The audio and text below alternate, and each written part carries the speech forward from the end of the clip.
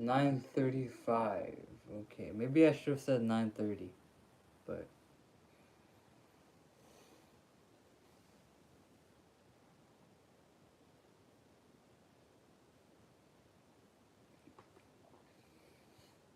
hold on, man.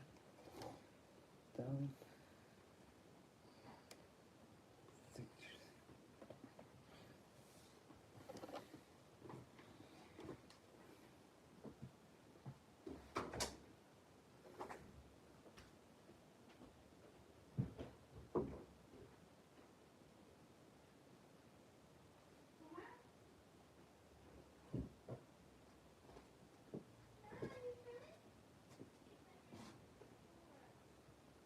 Oh, hey, I see what's up. Give me a second, okay?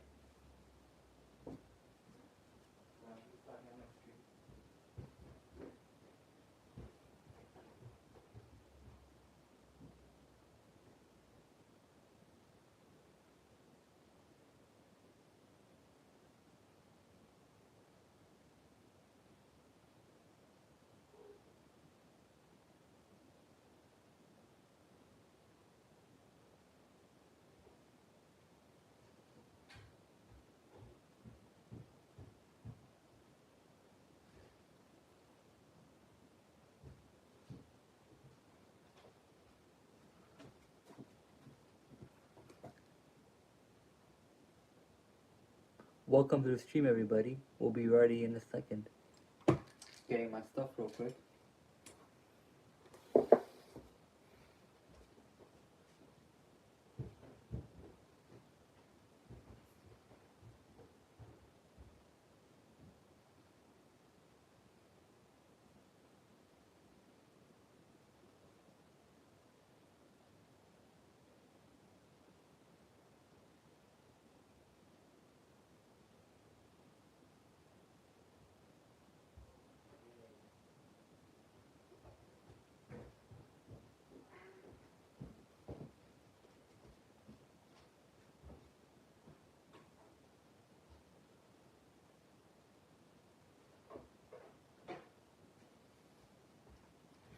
Now we can start the stream. Oh my god. Welcome everybody to the stream. My name is Ken and I'm the host of the Ikwanas Tahaba, the Brethren of Gold. What's good, Tyrone? What's good?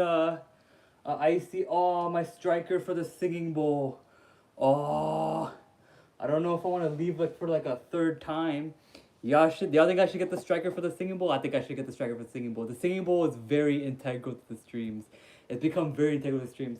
Oh, we're at 11 views to yo-yo. I'm a sprint.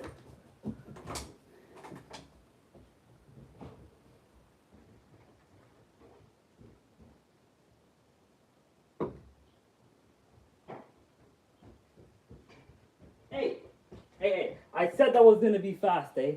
I said that was gonna be fast. Okay. Welcome to the stream, everybody. Tyrone, Icy just joined the stream, so we're gonna give him 6 rings. 3 for Tyrone, 3 for Icy. So first is Tyrone's string, singing.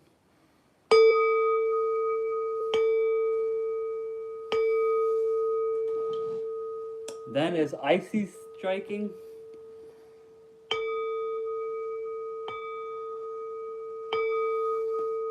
Way better numbers than last time.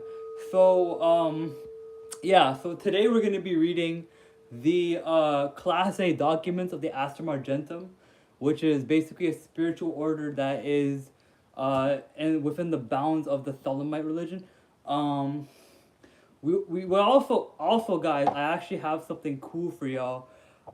Y'all could get some behind the scenes looks on some of the videos that we're working on. This is the next song on the EP that we're going to basically be doing. And yeah, I might play it for y'all first before I before I do anything else. Just to give y'all a stream exclusive, you know, just to give y'all a freaking stream exclusive. Cause why not? I think y'all deserve it. I think y'all deserve a stream exclusive.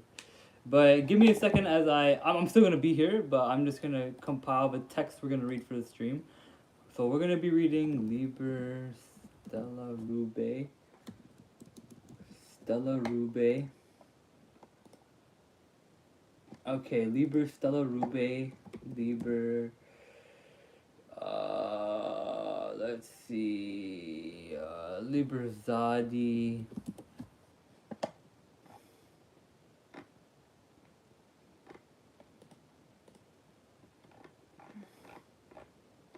Okay, nice. Liber Zadi. We might give Liberi Lapis Lazuli another read.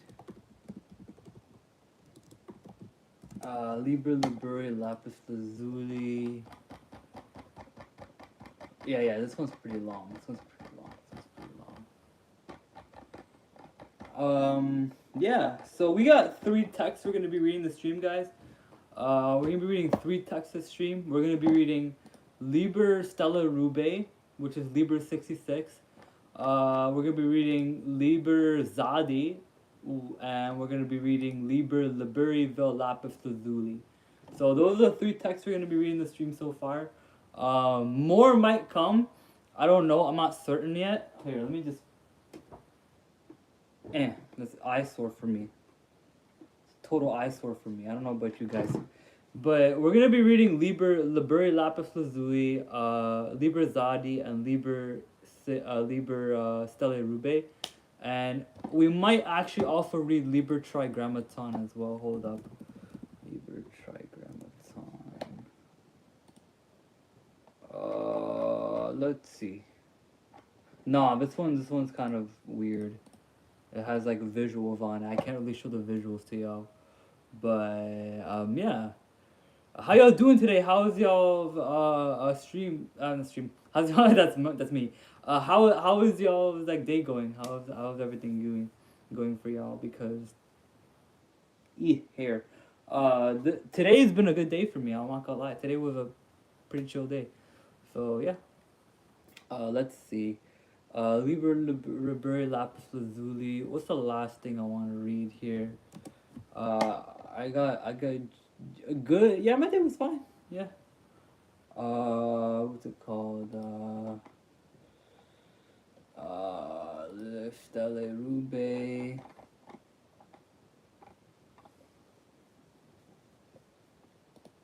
Let's see. Arita, Stelle Rube, Lapis Lazuli. The Ship. Okay, I like that. Okay. Liber Ash. Okay.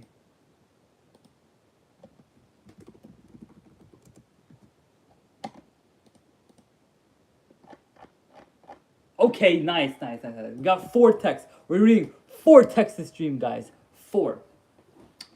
And let me know if y'all want to see the next video or see like a sneak peek of the next video, because I can so do that for y'all. I can so freaking do that. I can so do that.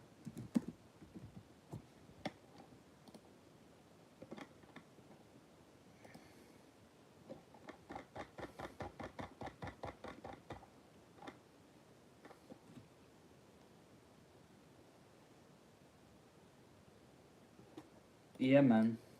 I have the next video already planned out. It's gonna be releasing in 8 days from now. So I think it is the 13th. So the 21st of November is gonna be the next video on the channel. So be sure to be on the lookout for that. Oh, Anna! Yay! Okay. You get a bell for doing the stream.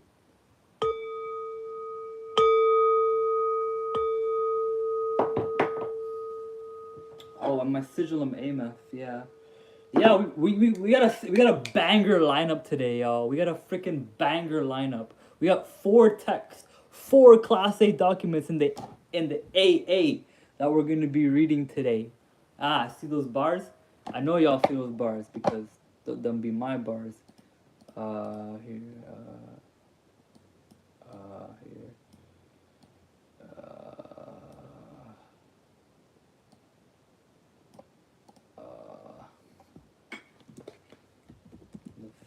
The following song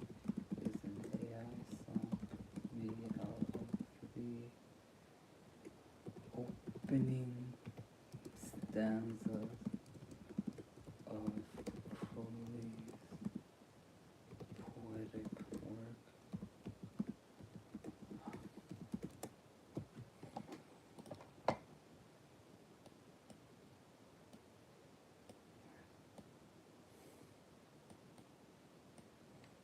Okay.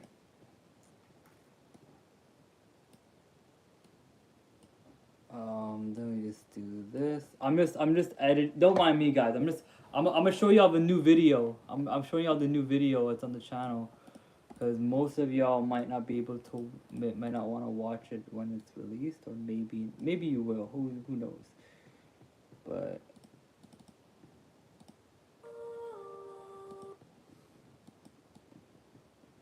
yes, sir. It's got a. Uh, uh, uh, uh, uh, uh, uh. Okay, 156. That's pretty sick. That's pretty sick. Okay, okay. Y'all ready? Y'all ready? Okay, okay, okay. This is the next video. So for a little background information, y'all, Tyrone, Anna, and Icy, all three of y'all. But the general idea is this. We're making an EP for the channel. It's gonna be AI songs that are basically they're AI songified versions of Aleister Crowley's poems and like poetic works. So yeah, this one is from his. This specific one is from. Oh, this is just a picture of Emerald Tablet.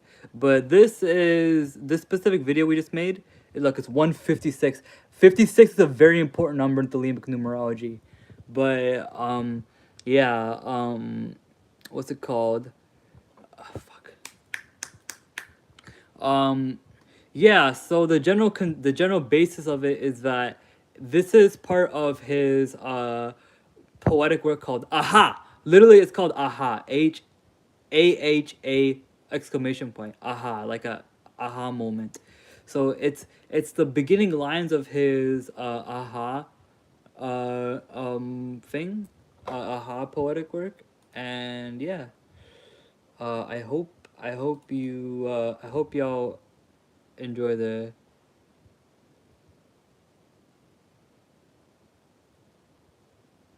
Yeah, I hope y'all enjoy the preview. So, yeah.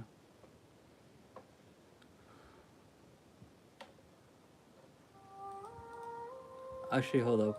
I want to. Actually, you know what? Nah, that's fine. That's good enough. That's good enough. That's good enough.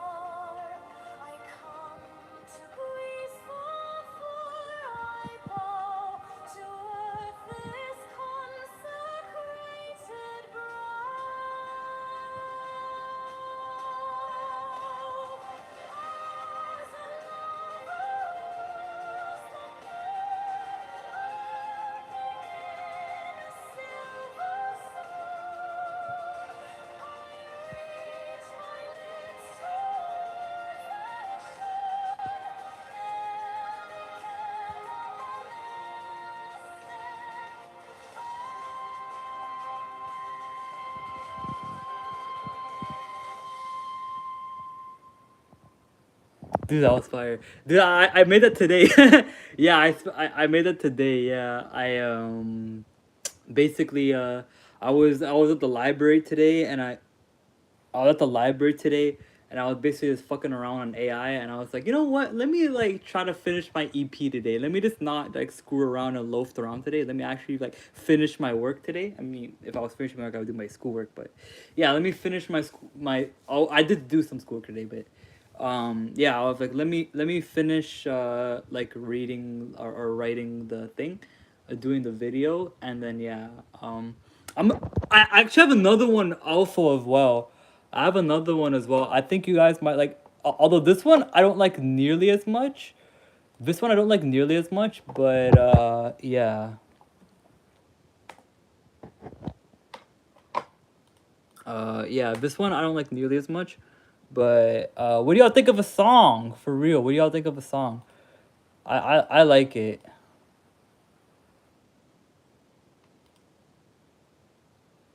Oi. I have to what's it called? I have to pirate this. I have to pirate this song because well basically the general idea is that this specific AI generator, it doesn't let me download the thing, so I have to screen record it off OBS and then put it on MP3, turn the OBS MP4 file into an MP3. So yeah. Uh, the song is called Revelation, by the way. The song is called, I called it Revelation. It's a part of, so to basically explain the EP, it's gonna be 5 songs, and each and every single song is gonna have an element attached to it. So the first song, y'all can find the song of the serpent. That's water. Then this song is that song I just showed you guys. That's fire. The next song I'm gonna show you guys is earth. Now the air song I haven't made, but the spirit song or the ether song I've made that. I made that already. So yeah. So I have every single song except for the air song, which is funny because Anna is a Gemini and that's an air sign, so that's kind of funny. But yeah, this is what it sounds like. Okay, hold up. This is what it sounds like. You're gonna. I don't have visuals for it just yet, but I hope y'all enjoy. I hope y'all enjoyed the song. This is the next song, and then we're gonna get into the actual reading of the stream. So yeah. It's only 5 minutes. It's only 5 minutes.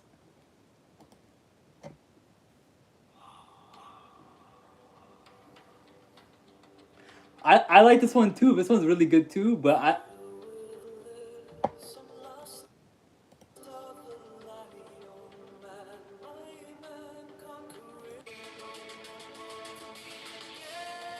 yeah, sorry. I had to see if it was the right one.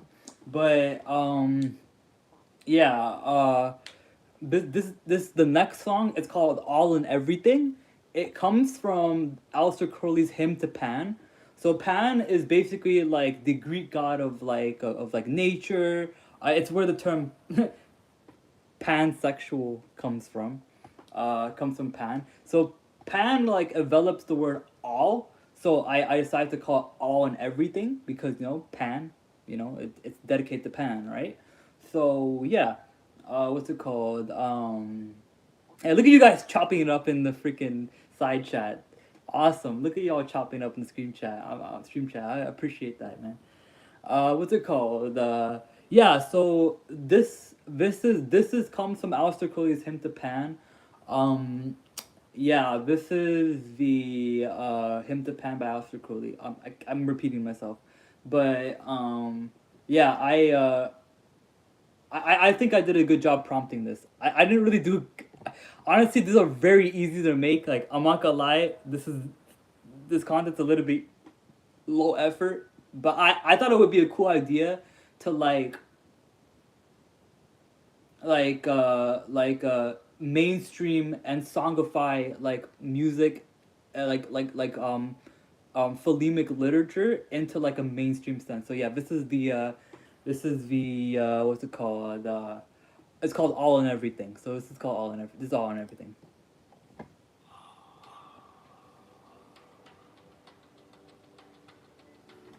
Then you guys can tell me which one you guys. Oh, sorry. Then you guys can tell me which song you guys like better.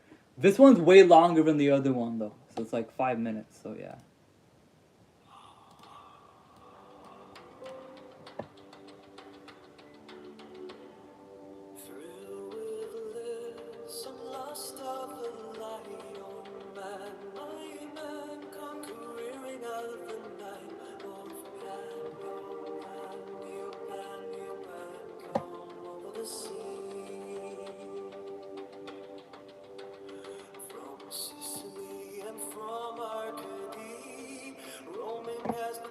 With fawns and parts and nymphs and satyrs for thy gods on a milk white ass come over the seas. Come with Apollo in bridal dress, shepherdess and pythoness. Come with Artemis who can shine and wash thy white thigh, beautiful God. Ready? Moon of the woods on the marble mount, the dimpled dawn of the ember fount, dip the purple of passionate prayer in the crimson shrine, the scarlet snare. Soul that startles and eyes of blue, to watch thy wantonness weeping through the tangled grove. Dude, it's lit, right? Dull bowl of the living tree that is spirit and soul, and body and brain come home. Wait, it's not done yet.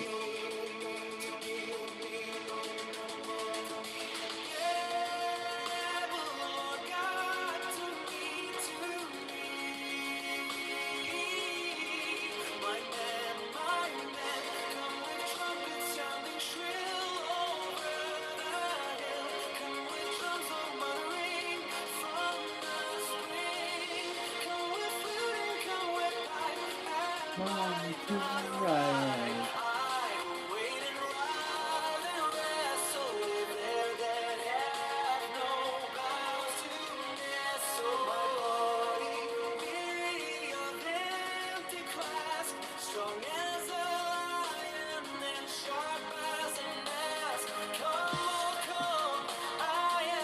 Sounds like some church music. Thrust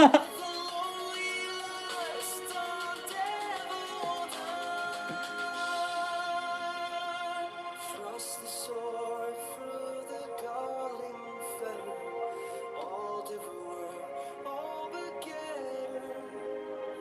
Give me the sign of the open eye and the token erect, the thorny sign, the word of madness and mystery. Oh, deny This is hard, bro. Ready?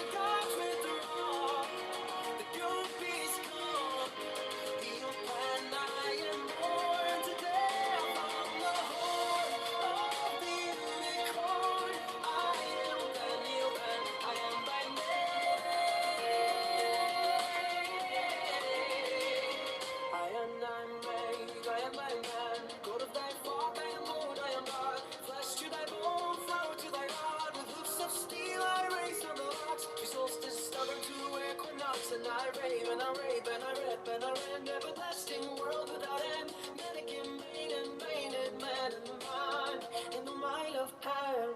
Okay, the ending is a bit abrupt. Like I wish it had like an instrumental outro. But yeah, like that's the song. So which one do you guys like better? What do you guys like better? Do you guys like the Revelation song or do you like All and Everything? Cause that what you guys say might depend on which one I drop first. Cause I haven't like scheduled a Revelation to drop yet. But if you guys like the Pan song more than you like the what's it called, the more than the Revelation song or the Aha song. Oh, you like the second song better? Okay. Yo, I was originally gonna drop the second song. This song, the song I just played. I was originally gonna drop the second song. Uh, Initially I was gonna drop the second song before like I dropped Revelation, but I was thinking like maybe I should drop Revelation after I drop the Song of a Serpent. But if you guys like the second song, I might just drop that first. So what do you guys think? What do you guys think of the second song? So what do you guys think of both songs? Sorry, do you guys like song one, Revelation, or song two, All and Everything? Because yeah, that's hard, right? That's just hard. You know, even Tyrone's like, that's tough. I was like, yeah. Yeah, bro. Dude, dude. Dude, it goes hard. For sure. I'll show you guys what I'll show y'all what I ended up making out of the thing, out of for the visuals, because all the visuals have like a thing. So this is gonna be the visuals for the thing. This is gonna be the visuals for the song, basically. It's a Luma Dream, Luma right there, Luma. But this is Pan. Obviously, this is Pan. This is some backgrounds, some like naturistic backgrounds. Got some nice stars. Not stars, nice birds, buds. Birds in the trap sing McKnight. You dig? But yeah. This is what the background looks like basically for the what's it called, for the thing, for the song. So yeah, that's pretty much what's it called, the songs, the two songs that we did. So I don't know, I might want to drop Revelation first. I don't know, I might want to drop Revelation first, but we'll see, we'll see, we'll see. We'll see, we'll see. We will see. Uh, that was fun though. That was fun. That was a lot of fun.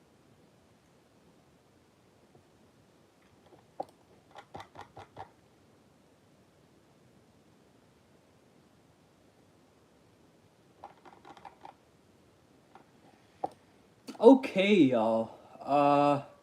Now we're gonna move on to actually reading stuff. I know, bummer. We have to do things, you know. But I'm not saying it's a bummer. I'm just joking. But yeah. But one thing I'll show you guys before I do the stream is get your supplements right, guys. I just Tyrone, remember ginkgo biloba? Like you didn't think it was a real thing. Read it in a week, buddy. Ginkgo biloba. Ginkgo biloba. Ginkgo biloba and ashwagandha. Ashwagandha magnesium. I'm stacked up on supplements so far. I am stacked on supplements. Hey, oh pups. Okay. Everybody, please give Love Our Toy Pups a warm welcome to the stream. You get a bell for entering in this chat for the first time.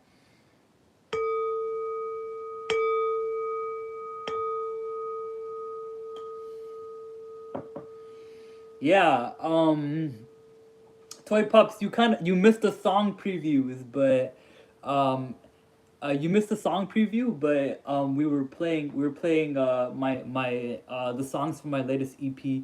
They're AI songs, but we're playing the songs from my latest EP on Thingamabobber on the stream. But yeah, let's see. AA publication class A, AA publication class A.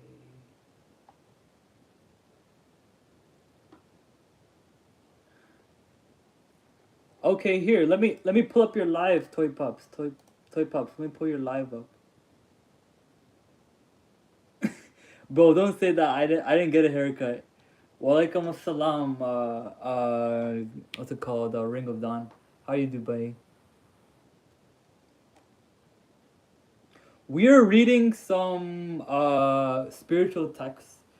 We're reading some spiritual text, and we're gonna be reading one, two, actually no, one, two, three, four Class A documents in the Astrum Argentum. So yeah. Mm. I don't know how much people are in chat. My stream numbers are. Yeah, what's it called? Ring of Dawn. I don't. What's it called?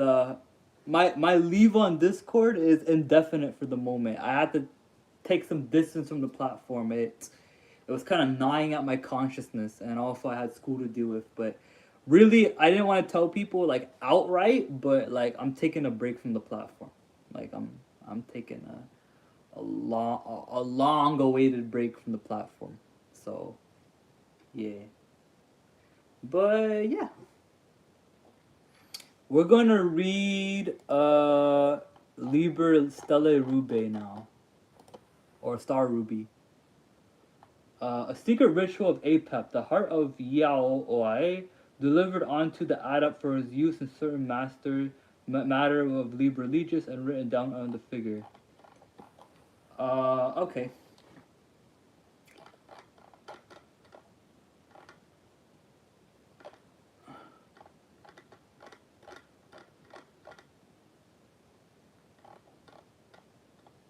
Hey Anna. Oh, I didn't know Anna was still in the chat. Anna, which song did you like better? Do you like the first? Say it, don't spray it. Good gracious. But yeah. Which song do you like better, Anna? Do you like the first song or the second song better? I really like the second song. We were playing the song I was playing. The songs we were playing. Which song did you like better? The oh, you like two?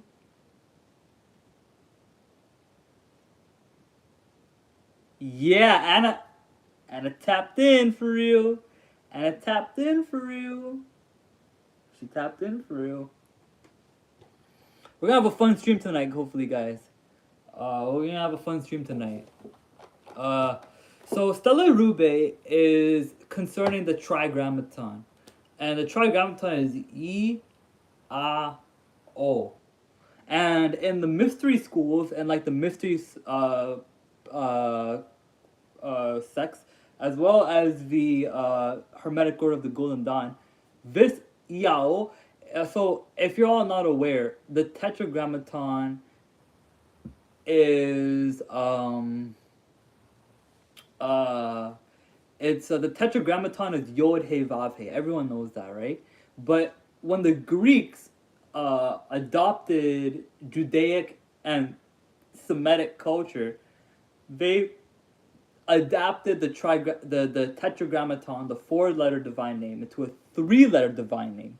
Now, this is exactly why in Christianity you get the three-person Godhead, because in this specific rendition of the Tetragrammaton, you don't have four letters of the divine name. You have three. And in the mystery schools, like I said, the E and the Iao stands for Isis. The A and Iao stands for Apophis or Apep. And then the O in Iao stands for Osiris. So basically, it's it's the Kundalini serpent in the middle. It's the Kundalini serpent in the middle as Apophis. Then the feminine side is Isis, and then the masculine is Osiris, and that basically like consecrates like the whole like divine name basically. But yeah, we're gonna get started, y'all. We're gonna get this started. So so Liber Stelle Rube is essentially a breakdown of how to understand or how to pragmatize the Trigrammaton or the Yao, the divine name. Okay, let's go. 3, 2, 1, 2, 3, 4. Oh yeah, bro. I didn't strike the bell for Ring of Dawn. Okay, that's what I'm forgetting. Oh.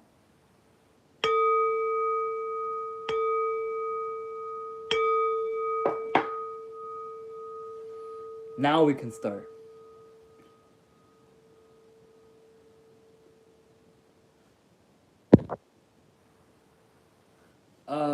Apep defy Apophis defies Osiris. Let excellent virgins evoke rejoicing son of night. This is the Yes sir. This is the book of the most secret cult of the ruby star. It shall be given to none, save to shameless in deed as in word. No man shall understand its writing. It is too subtle for the son of man.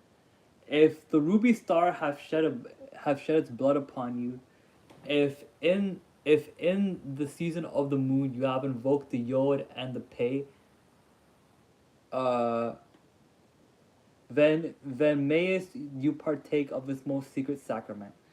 One shall instruct another with no care for the matters of men's thought. There shall be a fair altar in the midst, extended upon a black stone. Hey, a fair altar in the midst, extended upon a black stone, should ring some bells for y'all. At the head of the altar, gold and twin images in green of the Master, and amidst of a cup of green wine, at the foot of a star of ruby, the altar shall be entirely bare. First the ritual of the flaming star, next the ritual of the seal, next the infernal adoration of Oai, which is Iao in reverse. Then this is all freaking gibberish. Also, you who excite the wheels with the five wounds and the five wounds, with the five wounds and the five wounds. You shall excite the wheels of the two and the third in the midst, even Saturn and Jupiter and the sun and the even Saturn and Jupiter and the sun and the moon and Mars and Mercury and Venus. One, two, three, four, five, six, seven. Okay, that's the 7 planets. Okay, but I thought they were missing one. Then the 5 and the 6th. Also, the altar shall fume before the mast with incense that has no smoke. That which is to be denied shall be denied. That which is to be trampled shall be trampled. That which is to be spat upon shall be spat upon. These things shall be burnt in the outer fire. Then again the master shall speak as he will with soft words, and with music and what else he will bring forth the victim. Also he shall slay. Okay, let me just read this. Let me just go past this. It's not in English. Then shall the Master appear as he should appear in his glory. He shall stretch himself upon the altar and awake it into life and into death. For so he conceal that life which is beyond. The temple shall be darkened, save for the fire and the lamp of the altar. There he shall kindle a great fire and a devouring. Also he shall smite the altar with his scourge, and blood shall flow therefrom. Also he shall make roses bloom thereon. And the end he shall offer up the vast sacrifice, at the moment when the god licks up the flame upon the altar. All these things shall you perform strictly, observing the time, and the beloved shall abide with you. You shall not disclose the interior world of this rite unto anyone, therefore I have written into symbols that cannot be understood. I who reveal the ritual am Iao and Oai, the right and the averse. These are alike unto me. Now the veil of this operation is called shame, and the glory that abideth within. You shall comfort the heart of the secret stone with the warm blood, that is, you shall make a subtle decoction, a subtle decoction of the light. I don't even know what that means. And the watcher shall drink thereof. I, Apep the serpent, am the heart of Yahweh. That's true, yeah. I shall await Asar, and I am in the midst. Also the priestess shall seek another altar, and perform my ceremonies thereon. There shall be no hymn nor dithyramb in my praise and the praise of the right, seeing that it is utterly beyond. These some big words. You shall assert yourself for the stability of the altar. And this right you shall be alone. I will give you another ceremony whereby many shall rejoice. Before all let the oath be taken firmly as you raise us up the altar from the black earth, and the words that you know. For I also swear unto you by my body and soul that shall be never be parted in sunder, that I dwell within you, coiled and ready to spring. I will give you the kingdom of earth, O you who have mastered the kingdoms of the east and the west. So east in Golden Dawn system is air, and then west is water. So in other words, who has mastered the kingdom of water, air, and water. Air is the masculine element, and water is the feminine element. So yeah. I am Apep, O you slain one. You shall slay thyself upon my altar. I will have your blood to drink. For I am a mighty vampire. Ooh, he's King Vamp. And my children shall drink up the wine of the earth, which is blood. You shall replenish your veins from the chalice of heaven. You shall be secret, a fear to none, a fear to the world. You shall be exalted, and none shall see you, exalted, and none shall suspect you. For there are two glories diverse, and you who has won the first shall enjoy the second. I leap with joy within you. My head is arisen to strike. Oh, the lust, the sheer rapture of my life. The snake is in the spine. Mightier than God or man, I am in them and pervade them. Follow out these my words. Fear nothing, fear nothing, fear nothing. That's said 3 times. Okay, fear nothing is said 3 times. For I am nothing, and me you shall fear. O my virgin, O my prophet, within those boughs I rejoice. You shall fear with the fear of love, I will overcome you. You shall be very nigh to death, but I will overcome you. The new life shall illumine you with the light that is beyond the stars. Thinkest you? I, the force that have created all, am not to be despised, and I will slay you in my lust. You shall scream with the joy and pain and the fear of the loves, so that Apophis of a new I think it means Aeon actually. So that the Aeon of a new god leaps out among the stars. That's not in English. That's why I was struggling with that. There shall be no sound heard, but this is thy lion roar of rapture. Yeah, this is the lion roar of rapture. So let me check this. Let me check this Greek word here.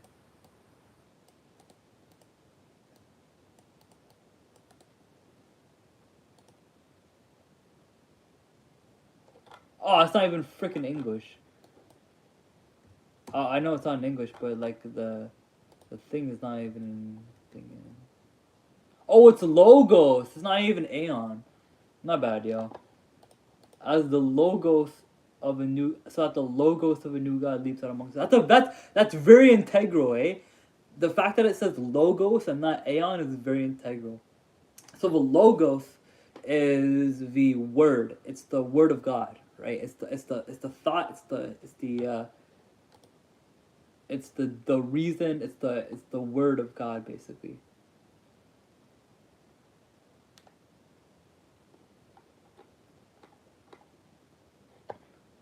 We're gonna do some numerology here, guys, if you don't mind.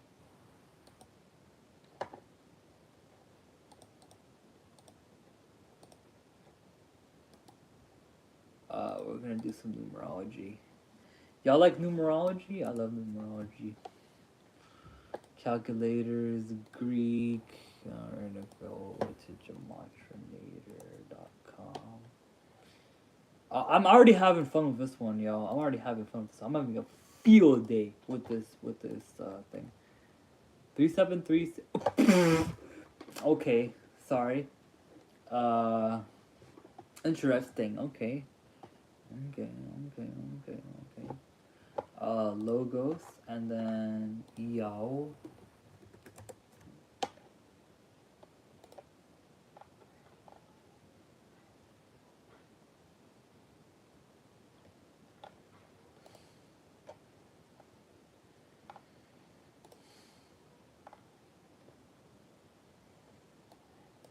This should be Yao.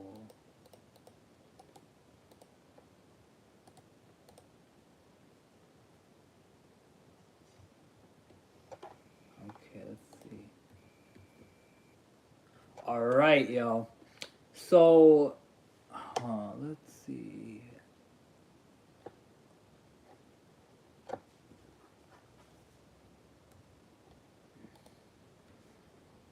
80 subtracted by 14. And verse number 14 has something that's not even fucking English.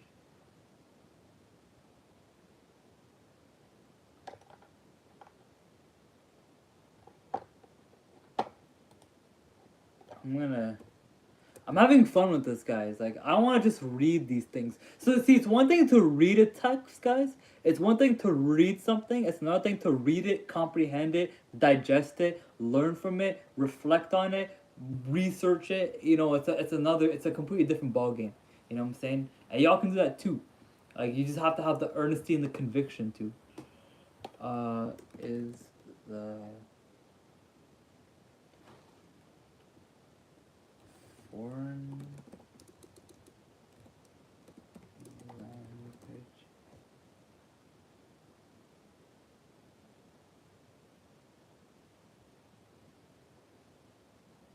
Oh, you fell asleep with the Maghrib word. I usually, damn, must have been a long day for you.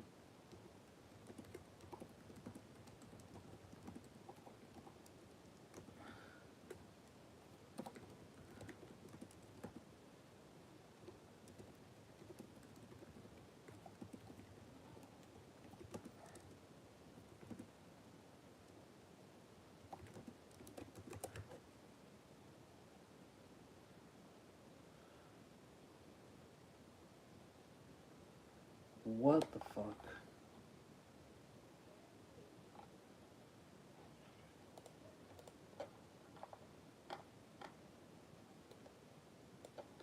Let me see if I can get a clear.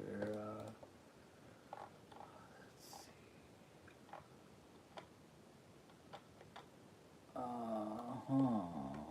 This is.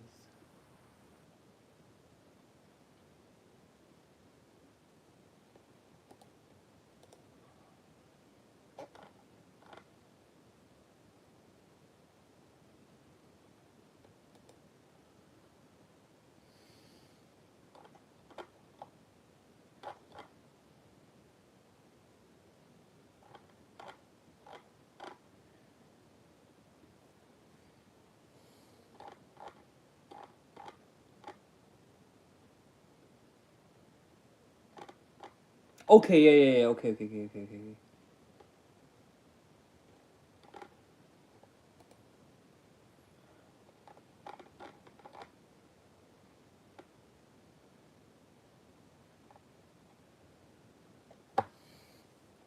What's it called, y'all? Sorry if I went a little bit quiet.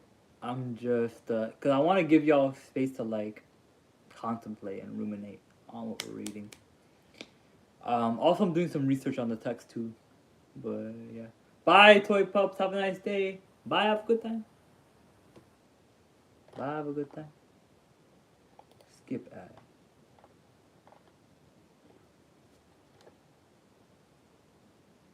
See Equinox second either. Oh my god. Yo. Give me a second. Equinox second either, the reverse of the formula implies a death return and magical process.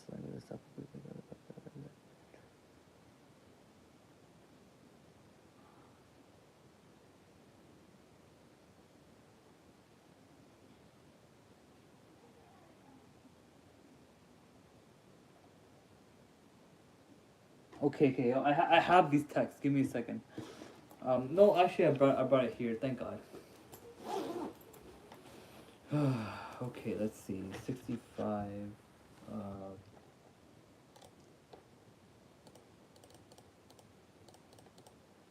Okay, let's see. Sorry, y'all. Sorry if I'm going a bit quiet. This is like a deep dive. Like you guys get to see like the deep dive, basically. The deep dive of the text. 50. Okay, what's 50? 50.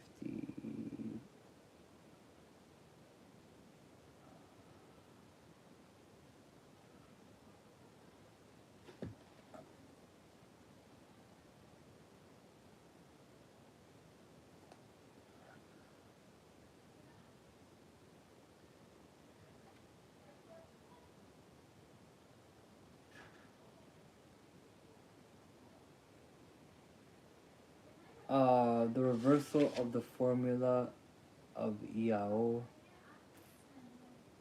C Equinox V2 second ether. Okay. I found a commentary on this text, eh? I found a commentary on this text.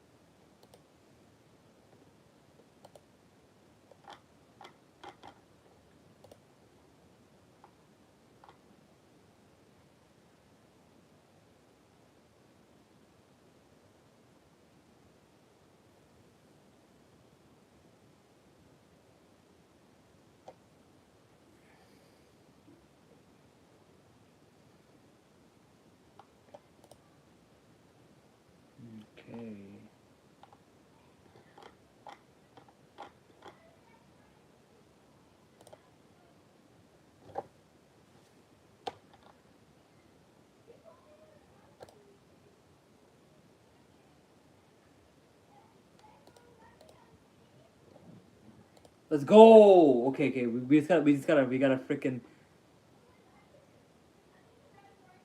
Florida. I actually went to Florida a few years ago. I went to Florida like a decade ago.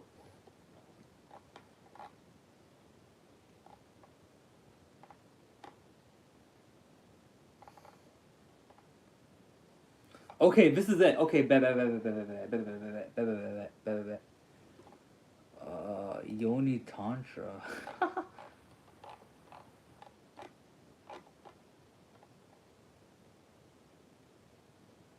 Okay, I went down a rabbit hole, y'all. I apologize.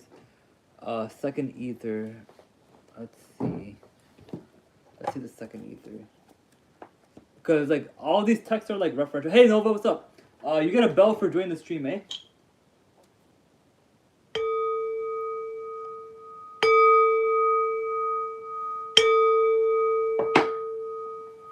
Sorry, Nova. You just caught me in the middle of a freaking thingamabobber. You just caught me in the middle of a thing.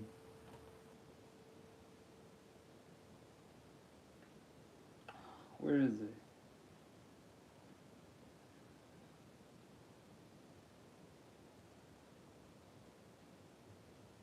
Okay, it's not here. Okay. Equinox, for silence the moon. Okay, okay. There's a portion of the text we just read that's not in freaking English. I skipped for y'all. This is what it means. Nyam.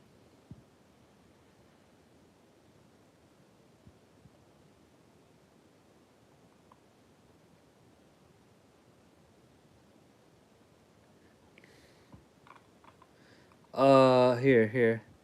Silence. The moon ceases her motion. That also was sweet, and the air in the air. Who will shall attain? Who will shall attain? By the moon and by myself and by the angel of the Lord. Now silence ceaseth, and the moon waxes sweet. It is the hour of initiation. The kiss of Isis is honeyed.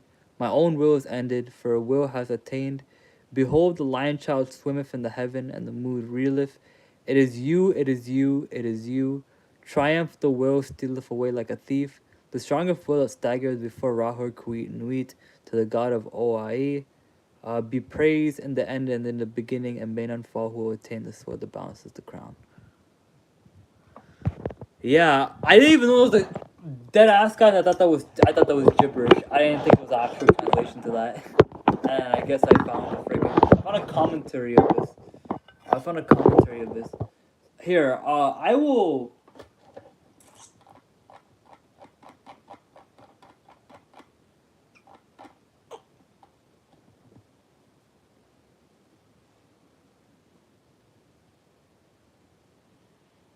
Okay, Liber Legis 146. Yup.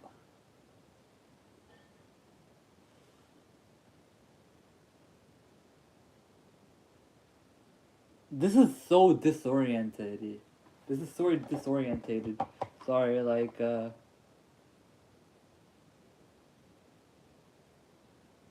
lambda.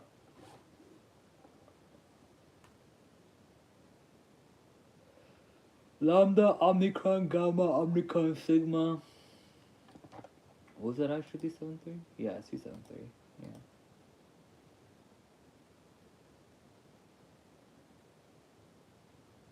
Wait, isn't no? It's 343. Okay.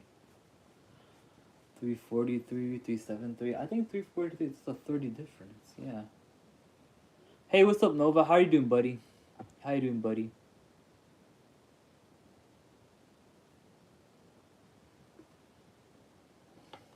How's your day going, buddy?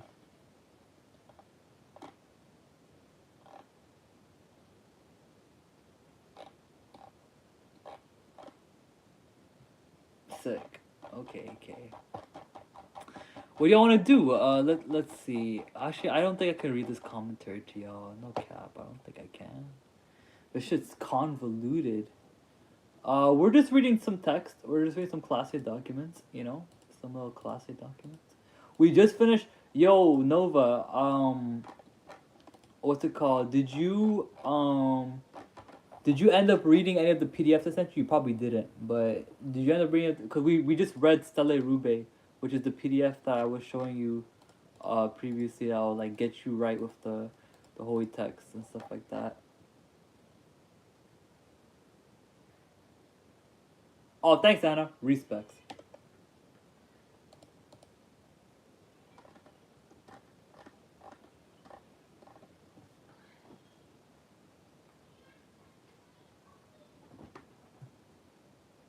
How you not sure? It's a yes or no question, buddy.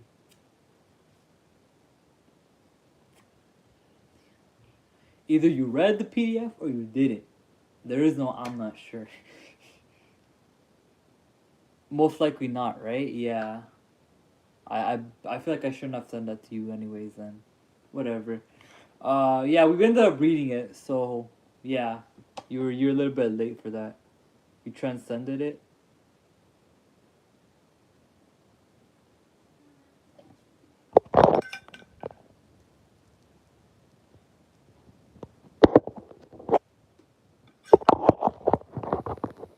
You always transcend past all my teachings. We just like me and Nova are like sometimes because he's got this way he's going, I got this way I'm going. So like sometimes we come together, we butt heads.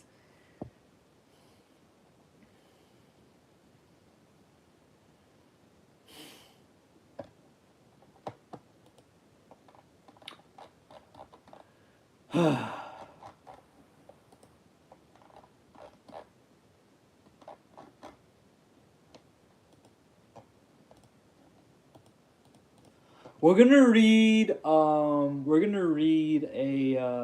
what's it called?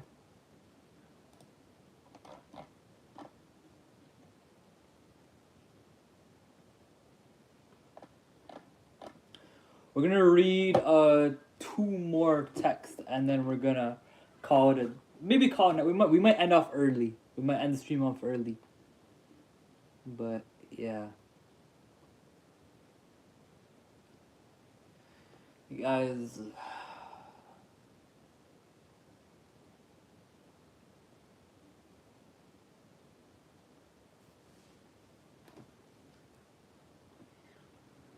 you probably wouldn't have understood it anyways. I'm not gonna lie, Nova. This specific text I read, now I read it through fully, you probably wouldn't have understood it. But no, you certainly would have understood it. If I'm having trouble understanding, you certainly would have not understood it. You know what I'm saying? It wasn't for to make you understand anything anyways. It was just to I don't want to say why I sent those to you to be honest, because you may not even get that either, but yeah, we're gonna read Libra Vadi next, guys. We're gonna read Libra Vadi next.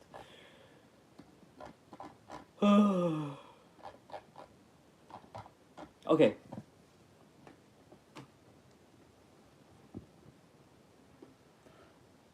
We're gonna read Libra Zadi. Okay. One, two, 1, 2, 3, 4. In the name of the Lord of Initiation, Amen. I fly and I alight as a hawk, of mother of emerald are my mighty sweeping wings. I swoop down upon the black earth, and it gladdens into green at my coming. Children of earth, rejoice, rejoice exceedingly, for your salvation is at hand. The end of sorrow is come. I will ravish you away into mine unutterable joy. I will kiss you and bring you to the bridal. I will spread a feast before you in the house of happiness. I am not to come to rebuke you or to enslave you. Hey, Toy Pops, how you doing? I bid not to turn from your voluptuous ways, from your idleness, from your follies. But I bring you joy to your pleasure, peace to your languor, wisdom to your folly. All that you do is right, so be that you enjoy it. I come against sorrow, against weariness, against them that seek to enslave you. I pour your lustral wine that giveth you delight both at the sunset and the dawn.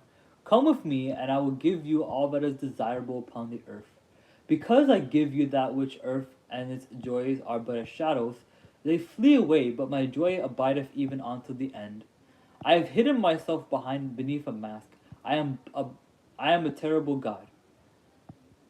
With courage conquering fear shall you approach me. You shall lay down your heads upon my altar, expecting the sweep of the sword. But the first kiss of love shall be radiant on your lips, and all my darkness and terror shall turn to light and joy. I only those who fear shall fail, those who have bent their backs into the yoke of slavery until they can no longer stand upright, them I will despise. But you who have defied the law, you who have conquered by subtlety of force, you will I take unto me, even I will take you unto me. I ask you to sacrifice nothing at my altar. I am the God who gives all. Light, life, love, force, fantasy, fire, these do I bring you. My hands are full of these. There is joy in setting out, there is joy in the journey, there is joy in the goal. Only if you are sorrowful, or weary, or angry, or discomforted, that you may know that you have lost the golden thread, the thread wherewith I guide to the hearts of groves of Ulysses, Ulysses. My disciples are proud and beautiful. They are strong and swift. They rule their way like mighty conquerors.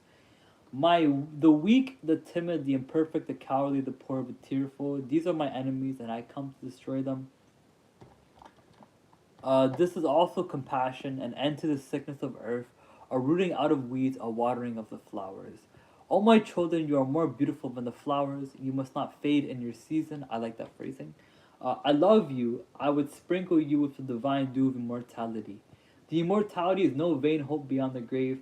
I offer you certain consciousness of bliss. I offer it at once on earth before an hour has struck upon the bell. You shall be mine in the abodes that are beyond decay. Also, I give you power, earthly joy, earthly, wealth and health, length of days, adoration and love shall cling to your feet and twine around your heart. Only your mouth shall drink of a delicious wine, the wine of the Lacus, of Iacchus. They shall reach ever to the heavenly kiss of the beautiful God. I reveal unto you a great mystery. Here, give me a second. Let me get a cushion, because my butt's hurting from sitting on this chair.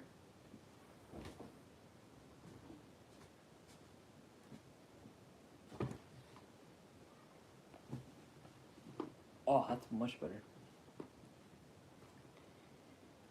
It enters, it either awaits you a companion, and that companion is yourself. You can have no other companion. Many have arisen, being wise. They have said, seek out the glittering image in the place ever golden, and unite yourselves with it. Many have arisen, being foolish. They have said, stoop down into the darkly splendid world, and be wedded to the blind creatures of the slime. I who am beyond wisdom and folly, arise and say unto you, achieve both weddings, unite yourself with both. Beware, beware, I say, lest you seek after the one and lose the other. My adepts stand upright, their head above the heavens, their feet below the hells. But since one is naturally attracted to the angel, another to the demon, let the first strengthen the lower link, the last attach firmly to the higher.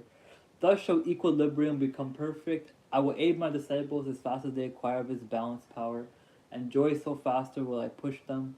They shall turn and their speak of his invisible throne, their words shall illumine the world. They shall be masters of the majesty and might. They shall be beautiful and joyous. They shall be clothed with victory and splendor. They shall stand upon the firm mountains. The kingdom shall be theirs. Yeah, the kingdom shall be theirs. In the name of the Lord of initiation. Amen. So yeah, that's pretty much Libra Zadi. What's y'all thoughts on it? What's y'all experiences with it?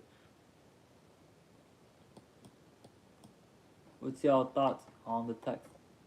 I like this one too. This one's pretty good as well. I'm gonna see if I can find a commentary on this one as well. Honestly, the commentaries really help. The commentaries really help because I get me to better understand what's going on, and this like whole chaos, I guess you could say.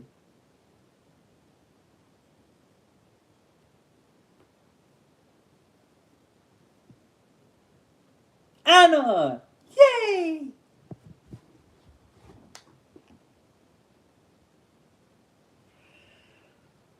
Should we move on to the next text, guys? We're an hour in the stream already. I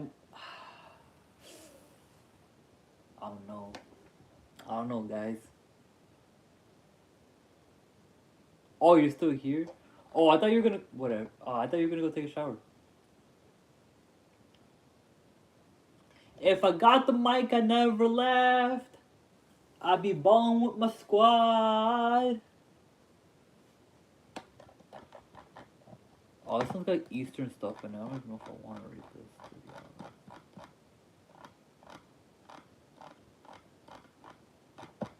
honest.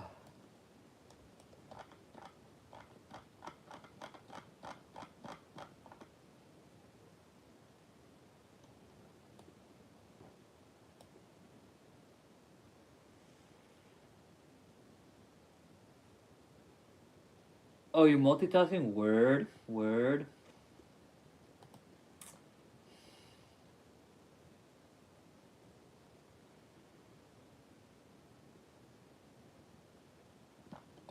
How many verses are in this?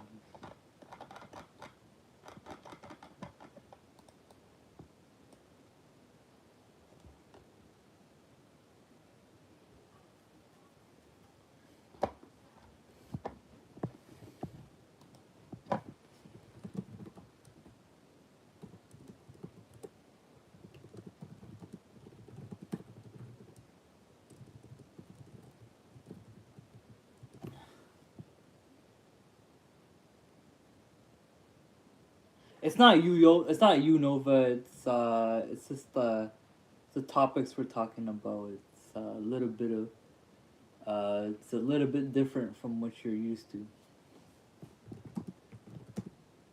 You don't gotta apologize. You don't gotta keep apologizing, bro. I'm gonna just say this though. You apologize for the things you shouldn't apologize for, and you don't apologize for things you should apologize for. So it's better not to get apologetic because you end up warranting more apologies in the process of doing that.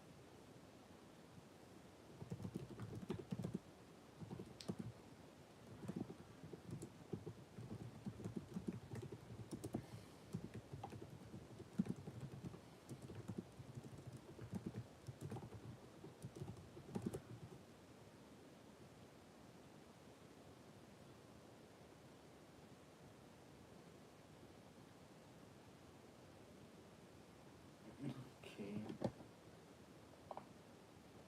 Let's see.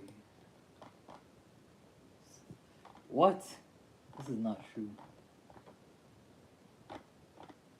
Oh hell no. Okay.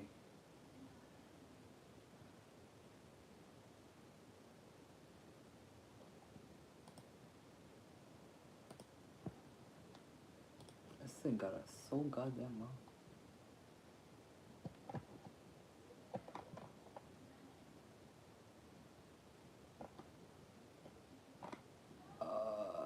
This one got us so wrong. Yo, GPT cannot do fucking GPT cannot do motherfucking thing. It cannot do calculations of holy text. 16 plus let's see. 55 plus 53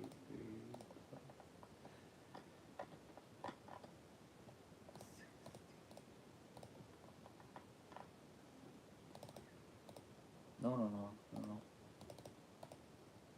Now I gotta restart. God damn it. Sorry guys, I'm doing some calculation right here. 16 plus.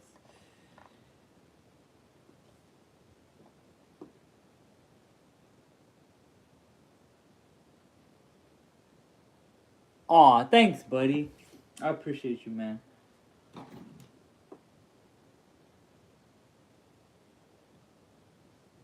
It's okay, man. It's not about. It's not a matter of keeping up. It's a matter of. It's just a matter of understanding what I'm. It's just a matter of understanding. I wouldn't say it's a matter of keeping up per se. I want to think it's not a race. It's a marathon, right? So it's like, it's not a matter of whose mind works faster, whose mind works better, or whose mind works smarter. It's about whose mind works the most efficiently. It's about whose mind works the most progressively, and whose mind works the most uh, conducive to the task at hand. That's what it's all about. But I get what you're saying though. You, you gotta have a lot of background knowledge to deal with this stuff. So it's partly my fault. But 394, okay.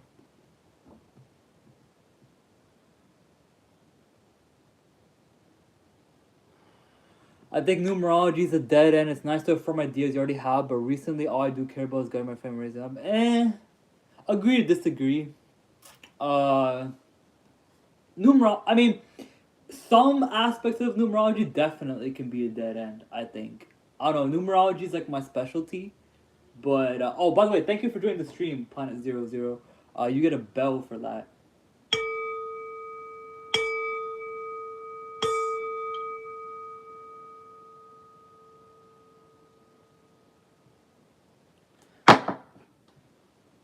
But yeah. Um, no. What's it called?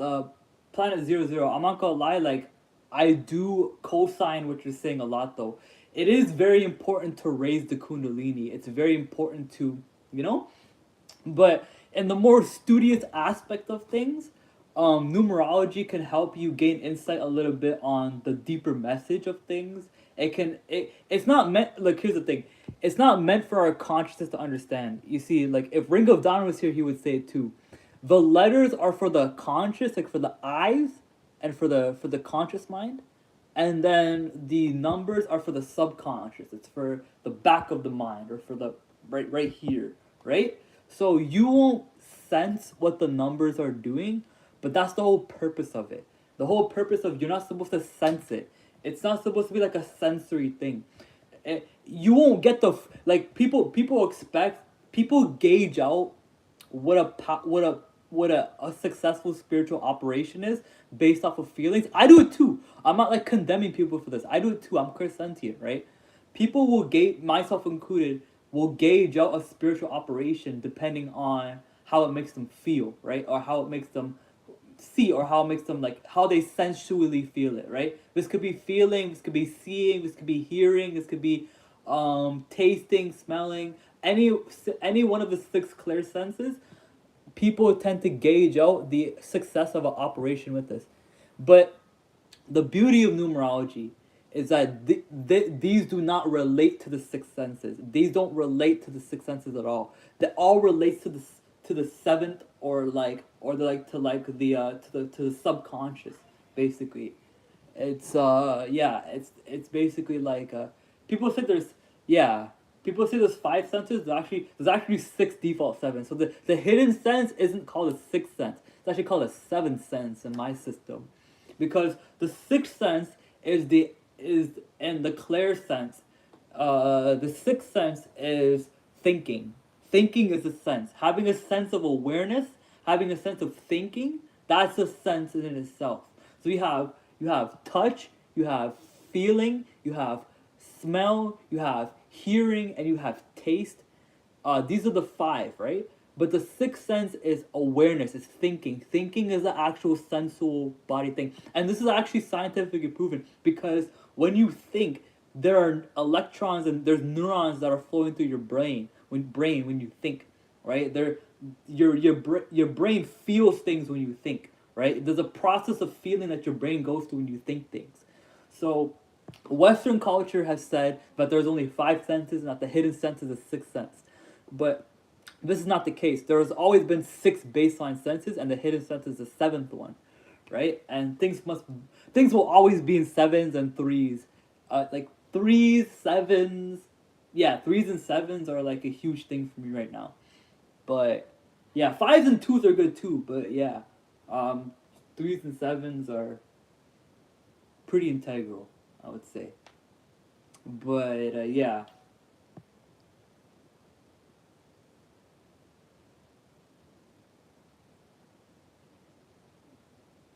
yeah, Yeah, for sure. You believe in seven dimensions of reality, eh, Nova? I believe in nine dimensions of reality. But yeah. Um, yeah, Nova. It. Sorry. We just come from different backgrounds, Nova. We just come from different traditions, and unfortunately, it's like oh hey, what's up, Ring of Dawn? Um, Nova. The difference is that I have a a background in your beliefs, but you don't have too much of a background in mine, and I don't want to say too much because I don't want to hurt your feelings, but or sound like an asshole, but um, it does take a little bit more time to kind of grasp the hermetic stuff. It takes a little bit more time, and it takes a different way of thinking too, one that you may not be too like familiar with, but that doesn't make you any worse than me. That doesn't make me any better than you. Just makes us different. That's all. It just makes a difference. That's all. But I personally think that oh hold on. I personally think that your aptitude in Vedic stuff is great. I think your aptitude and like your stuff and what you do is awesome. I think you can go very far in it, you know? It's just that, we have differences and that's okay. I maybe I'm the idiot for like trying to reconcile them all the time and trying to, maybe differences should just maybe bygones should just be bygones, and I'm the idiot for like trying to like trying to like thingamabobber messages.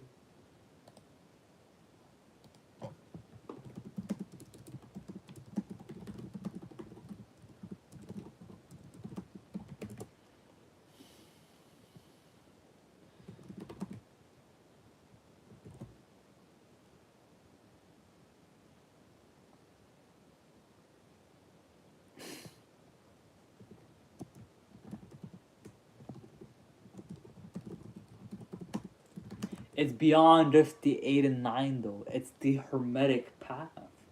I'm open to understand the 8 and 9 a bit from your side.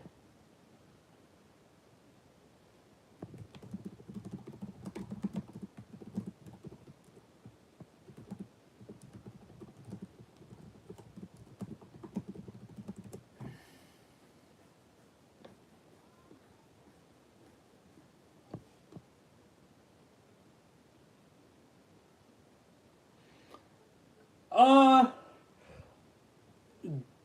Reason, the person who uses the most reason is better than the one who does not, but it can't be determined by knowledge. Yeah, so you have this stark contrast in many different schools of thoughts. So what you end up having is like I think this is where we get caught up in definitions a lot because one group will say like reason is what God rectifies and establishes, while another group says truth transcends past reason and actually reason comes to an end when you start coming to revelation, right? So the difference in that I think comes in semantics. Honestly, it comes in like semantics of things, and it comes in like like definition games because this is the screwed up situation we're in, and where essentially you have people up there in the higher ups controlling the definitions of things. So when I say I practice magic, I practice the occult, I practice spirituality, I practice mysticism, you already have somebody who has a preconceived notion, a preconceived judgment on it because they have already built up definitions that surround those particular things.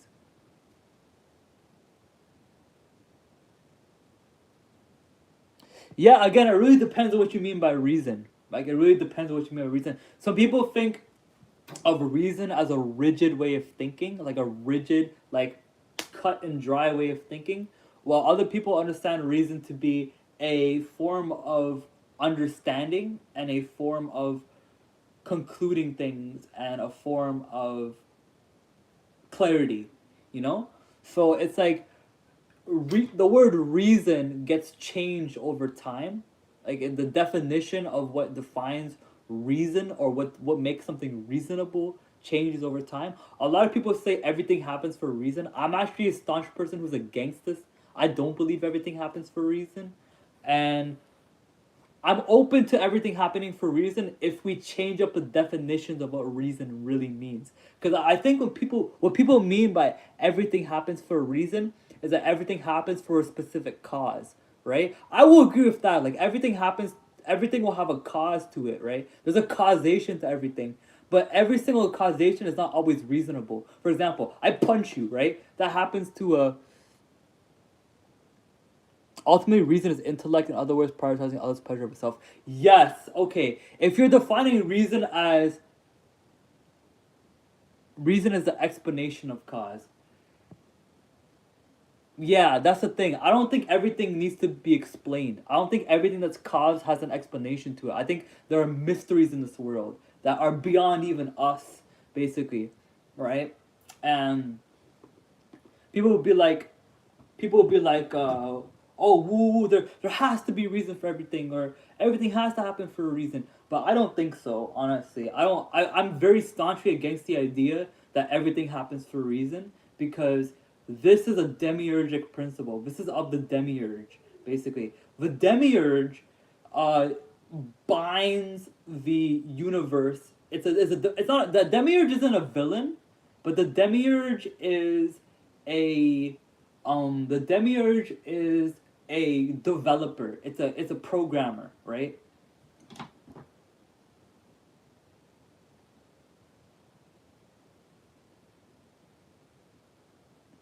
Everything happens for a reason because nothing happens without Allah's permission. And yet, if we consider our own reason for doing things, it may not always be there.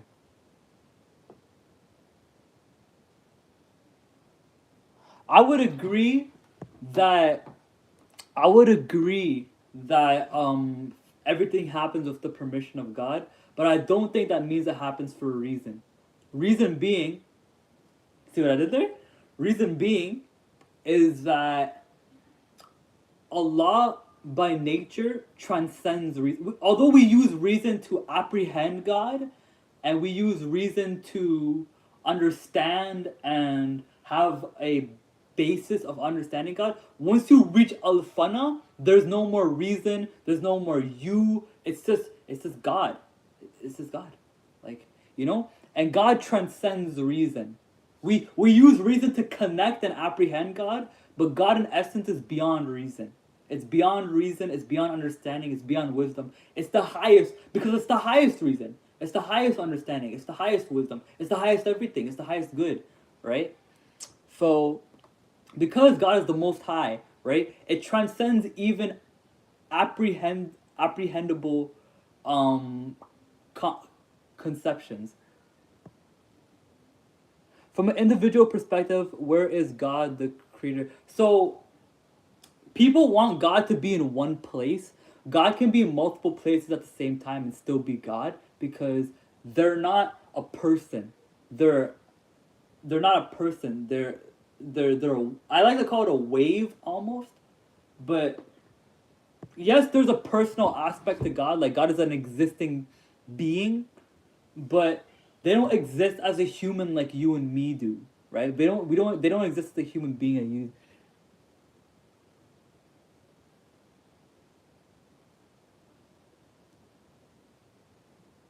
Meaning that Allah doesn't do it without reason.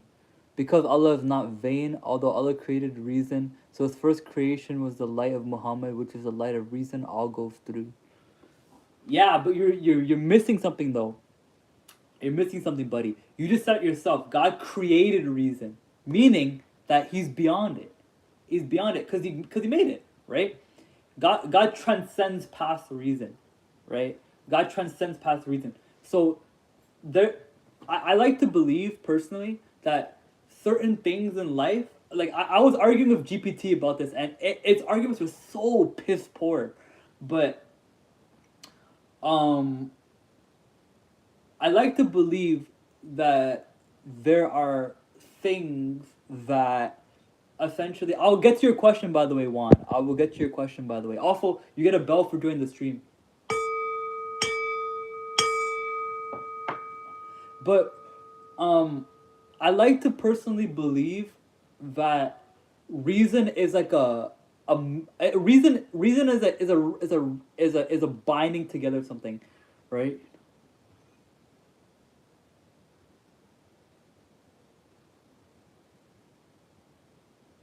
If Allah does something, then it is through the reason He created, although He is of course still beyond it. If Allah does something, then it is through the reason He. But Allah is not the only doer of things in this realm. Like humans can do. I'm pretty sure you. I'm pretty sure you've been unreasonably dealt with by someone, right? Like, what if someone like were to like screw you over, right? Could they use everything happens as a reason then as an excuse to screw you over because Allah decreed it? No, right? Allah is not the only doer of this realm. We are the vicegerent, the caliph of Allah. That's what it says in the Quran, right? It says that man is God's vicegerent, right? So what that means is that if God was the only doer in this realm, sure, everything could happen in a reason. But we live amongst humans, right? And humans are doers alongside God in this place. So every single thing, although it's decreed and permitted by Allah, doesn't mean that it happens for a reason, because humans act irrationally, and second of all, when God intervenes, yes, it is for a grander reason of things, and when God, like, an act of God is for a reason, an act of God is a reasonable thing, there isn't always, like, how do I say this?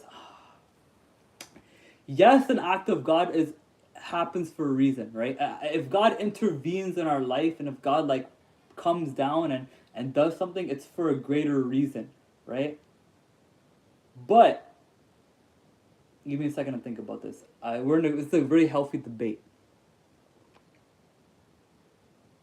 But the thing is, the bloody rum behind that is that basically the like, here's the thing. It really depends on what you mean by reason. Again, it's this is like a game of semantics. I think the reason why I don't believe everything happens by reason for a reason is because, well, it's simply because I think of reason as an explanation. I don't think everything has to be explained. Like, even when God does something, yes, he, like, to them, it to the grand scheme of things, yes, there's an explanation, but in in its given moment, it may not seem that way.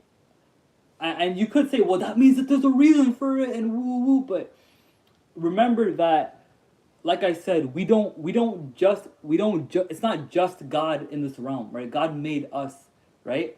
So in this realm that we live in, right? In this realm that we live in, humans do things that are either that are beneath the reason. That humans do unreasonable things, right? So amongst all that, God may change that unreasonable thing into a reasonable thing. But that still doesn't change the fact that humans act unreasonably. If I get untreated unreasonably, then it's because I put in front of myself is something. Because whatever we put in front of ourselves, we get it back. I disagree. Honestly, you could do absolutely nothing at all and still get treated unreasonably. Look at the people who are oppressed in Palestine. What did they do to get treated unreasonably? Nothing. They just want to exist and live in the land, right? They're getting treated unreasonably right now. Every single person. The reason why I don't like everything happens for a reason, my personal reason why I hate saying that, is because every time people use it, it's to justify atrocities. It's to justify bad things, right? People only say everything happens for a reason when bad things happen. You never if I heard everything happens for a reason in response to good things more, then maybe I'd believe it, right? Maybe I'd believe it.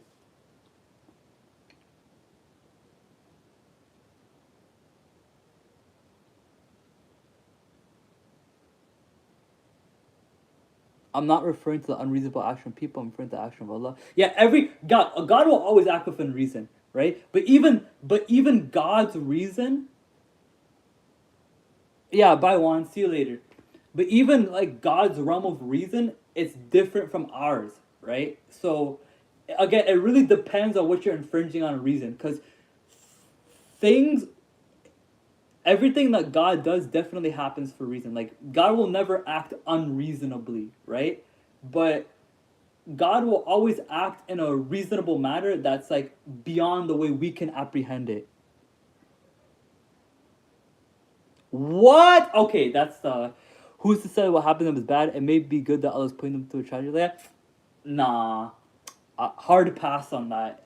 It's definitely it's uh what's it called? I think even Allah Himself would say that that's a bad thing, because what's it called? Um it's an end time prophecy by the Prophet Sallallahu Alaihi Wasallam that in the end times, right, there will be Muslims will look at young people in the grave and they'll weep and wish that that was them, right? So this is all prophecy happening, right? This is all what's gonna happen before the 0 point happens, before the revelation happens. But I have to hard disagree. I think it's absolutely an evil thing that's happening to them, and I don't think there's any core reason behind it.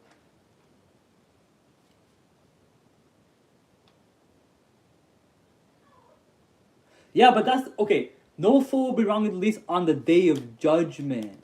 On the day of judgment. I agree with that. I agree with that. I agree everything we bring forth comes back, but I don't think that what's it called? I don't think that that always happens here. You know? I don't think it always happens in this specific density, because we see time and time again people doing bad things and then not getting put back to them. That doesn't mean it doesn't get put back to them in another life. It just means that in this specific place, I like to focus on what's practical and like what's here a lot of times. Although this place is temporary and this place is not forever, I like to sometimes focus on what the baseline is of what we're experiencing here, because that is ultimately what we're experiencing right now, right? So although yes, in the grand scheme, like if you guys want to talk in like a broader scale, sure, I'll give it to you, right? I'll give it to you. Everything in a way happens for a reason, right? In a sort of way, in a weird twisted way, everything does kind of happen for a reason. But again, you have to define whose reason it is, right? If we're talking about Allah's reasoning, then yes, of course, Al- uh, Allah's reason, Allah's reason and God's reason dictates and subjugates everything that happens. But that's not human reason. That's not human intellect, right? That's not reason you can apprehend. And most importantly, at that point, like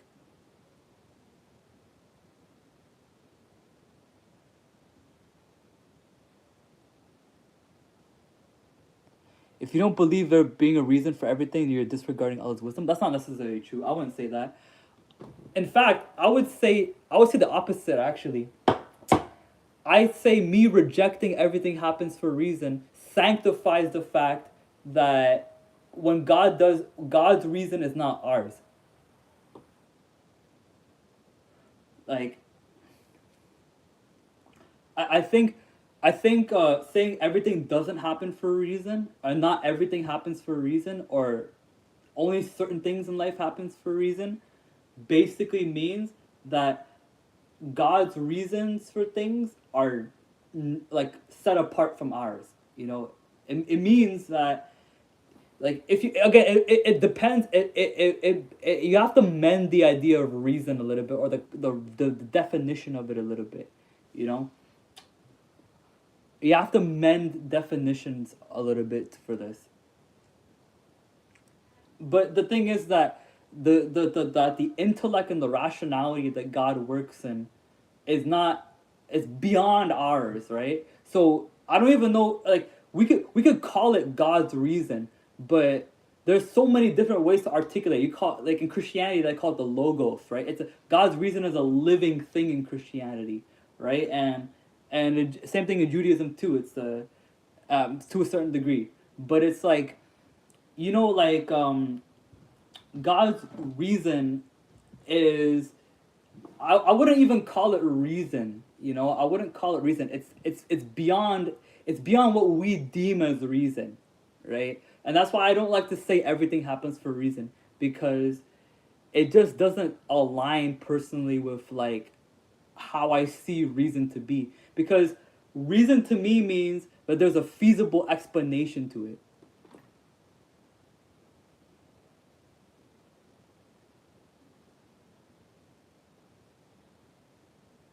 For example, look at the creation of the angels and animals. This, I believe, should clarify things.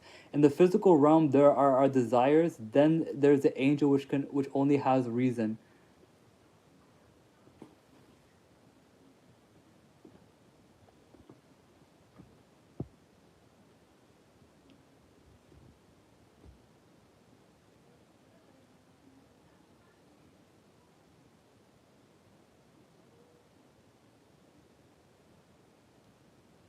Look at the creation of the angels and the animals. Yeah, yeah, yeah, yeah, yeah, yeah, yeah. Yeah, yeah. So the carnal self, the carnal self at the bottom, and then the angelic self. And the Karin can be either of these things, right? The Karin, your double, your genic double, could be either of these things. It could be an animalistic demon, or it could be a reasonable angel, right? It could be either or. So I get what you're saying. Yeah, we possess both natures. We possess a carnal nature and we possess a reasonable nature. I would, yeah. Okay, you cooking, my boy.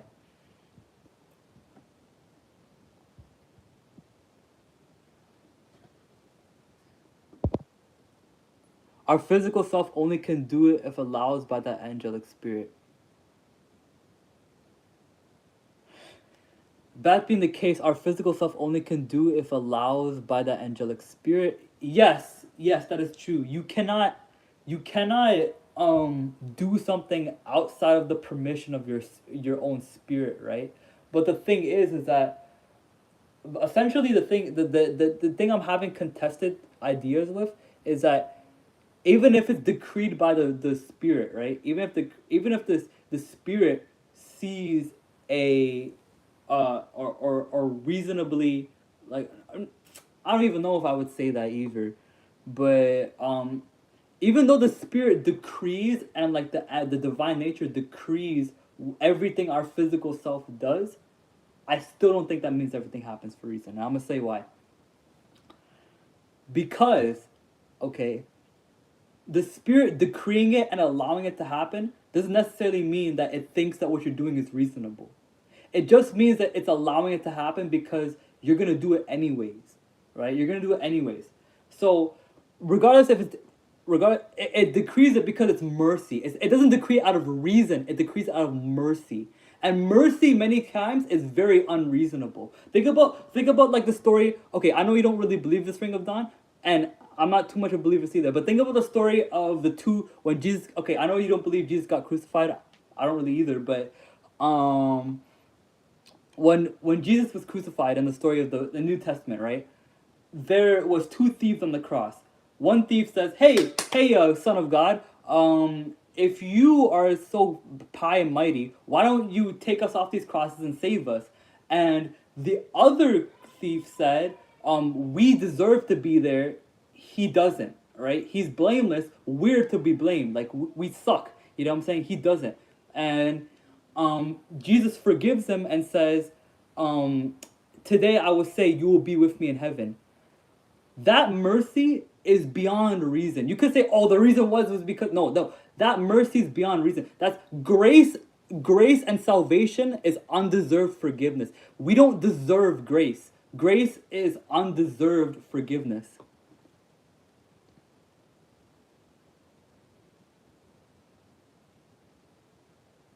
I don't think every animalistic thing happens for a higher purpose. I don't think so. Some things lead to down to hell. Explain hell then. Okay. Here's the thing. If everything happens for a reason, explain hell, because hell's whole thing is Hell's whole thing is that there's no reason people should be there. It's your own doing. It's your own unreasonableness and your unreasonable thinking that brings you into hell, right? There's no greater reason why hell is there, right? There's no greater reason why you're just there for eternity, right? There's no like out. There's no grand scheme of it. Once you're in hell, nada. That's it, right? There's no greater reason as why you're in hell because the reason why you're in hell is because you shouldn't be there. That's the thing. Hell was never meant for us. It was meant for the devil, right? It was meant for the devil to be punished in. But we acted out of our reason and out of bounds of our reason. And that's even what it says in the Quran too. When the kafirun get dragged into hell, the angels will constantly tell them, "Why didn't you use a reason? Why didn't you use a reason?" They're not saying this happened to you for a reason. This happened to you for the reason. This happened to you. They're not saying that this happened to you for a reason. They're saying you didn't use your reason. You didn't equip your reason. Right. The whole nature of hell is that it's unreason. It's not that it's an unjust. I don't want you to think that hell is saying hell is unjust, but that there's no greater reason beyond just you being unreasonable. Hell is there because you acted out of your reason. Hell is there because you acted outside of your reason. If everything was for a higher purpose, there would be no hell. You know what I'm saying? There would be no hellfire. Because hellfire is specifically there for people who act outside of their reason and people who don't be reasonable. Right? If that wasn't the case, then the angels wouldn't be begging people to use their reason.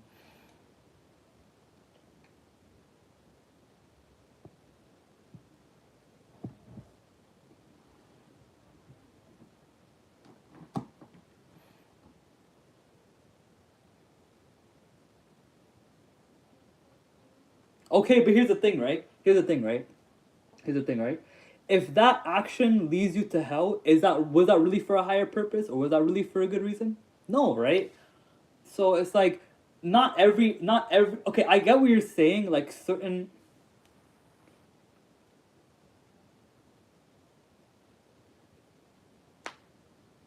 Yeah, but at that point it's no use. It's no use of you seeing it there. Okay, but you can't be better in hell though. Once you're in there, it's over. That's the thing though. Your fate is sealed once you're in there. There is some parables, like some hadith parables of people like getting out of hell by begging God like extremely. But once the whole purpose of hell is once you're in that gate, that's it. Like even if you see afterwards, that's it. Because you even after that's the whole nature of hell is that it's out of reason for you to be in there. It's not there's no reason you should be in hell. There's absolutely no reason you should be in there. I think there's no reason. If you end up in hell, it's because you acted outside of reason. There's no way that I really hope you're not gonna say this, but there's no way that your spirit would permit you to do something that would lead you into hell. That's just stupid. You know what I'm saying? Now, I'm not trying to use ad hominems, but that's just dumb.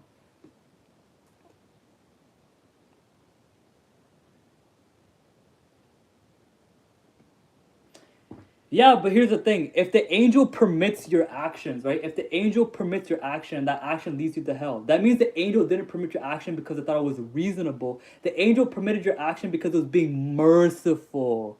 Mercy and grace and mercy is undeserved in many cases. We don't we God's grace, that's the whole purpose of salvation. Salvation is undeserved grace. Yeah, Allah gives us a choice. Yeah, I'm not saying Allah doesn't give us a choice. Allah gives us a choice for sure. But here's the thing though. Not every choice we make is within reason, right? Not every choice we make is within reason. And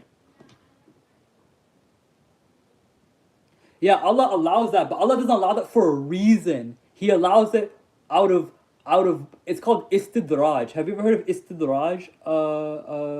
What's it called? Istidraj. Ring of Dawn. Have you heard of this concept of Islam called istidraj?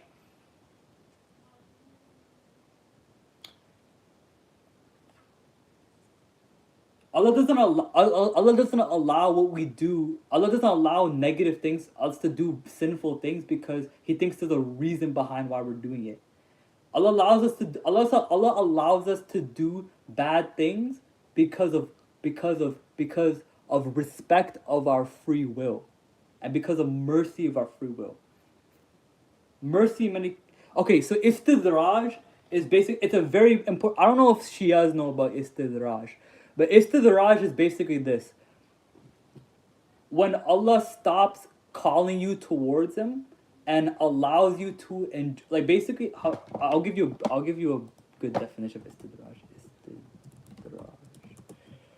Istidraj. It's a it, okay, so basically, istidraj is an Islamic concept describing a form of gradual. It's a gradual thing where Allah will grant a disobedient person more and more worldly blessings to make them complacent before seizing them. So the way my teacher described it to me, my teacher's an alim, Sheikh Abdullah Ayaz Malani. You can search him up. He told me like this: think of it as you have a dog on a leash, right? Now the dog thinks it's free from the leash, right? It thinks it's free from the leash and it's running freely, right? But then suddenly you pull it and you yank it back. That's istidraj. It's a form of gradual punishment. Allah allows us to do negative things. Sometimes Allah will allow someone to do negative things because He puts a seal on their heart. This is in the Quran too, right?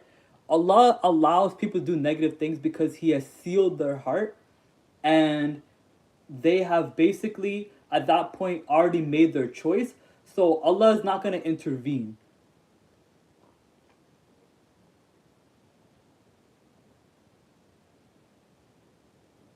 I do agree. You grow through what you go through. I like that. I like that phrasing actually. You grow through what you go through. That's banger. That's banger. On the day of judgment, the commandments of Allah. Yeah, of course. Yeah. Yeah, of course. On the day of judgment, the commands of Allah. Yeah, of course. Of course, right? Of course. But here's the thing, right? I'm gonna make you understand what it means by no soul will be wrong on the day of judgment, right? Obviously, if no soul is being wronged and yet people are still going to hell, this is what it means, right?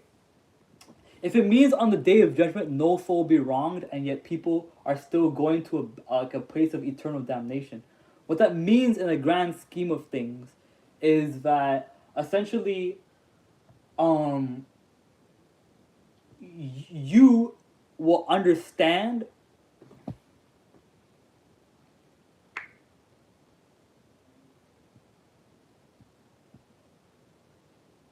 Yeah, of course. Allah has given us the ability to choose despite the signs He makes clear. Yeah, of course.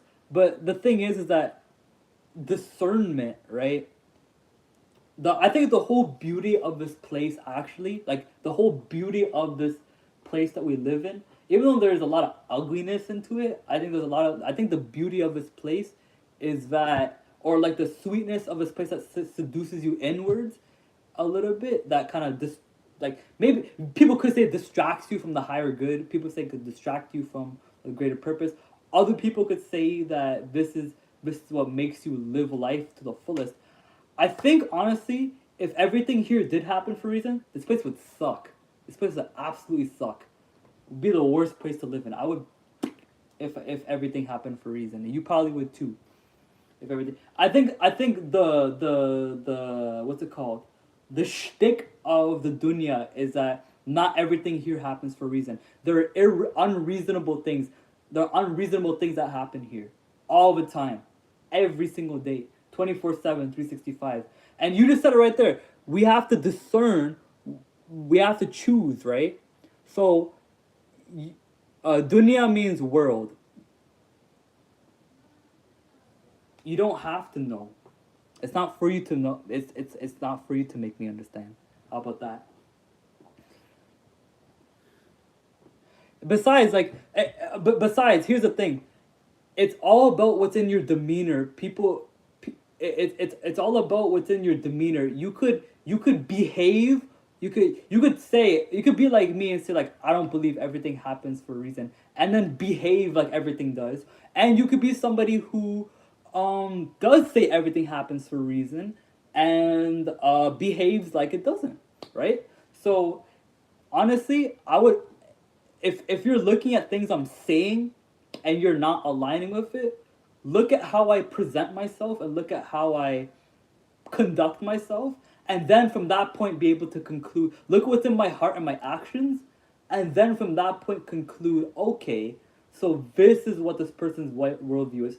It could be that we're saying the same thing, it could be what we're saying the same thing just on a different wavelength, you know. um yeah, but I'm open to the idea of believing that everything happens for a reason, but I'm very like on people's ass about them saying it.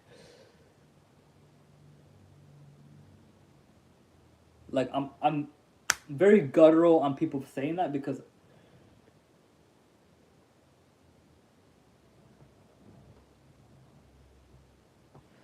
I don't very like I don't like very much like the way people I think this is maybe a trauma response too. I think this could be a trauma response too, because I've only heard people ever hear people say everything happens for a reason when something bad happens, right? Oh, this person died, everything happens for a reason. This person overdosed, everything happens for a reason. This person was murdered, everything happens for a reason. No one ever says like, "Wow, everything happens for a reason. Great job," or "Wow, you achieved this thing. Everything happens for a reason." No, it's only in response to bad things, right? If people used it in a more like broader sense, sure. But people only ever use it to justify negative stuff. And I'm not for that. I'm not for justifying negative things because that causes inaction.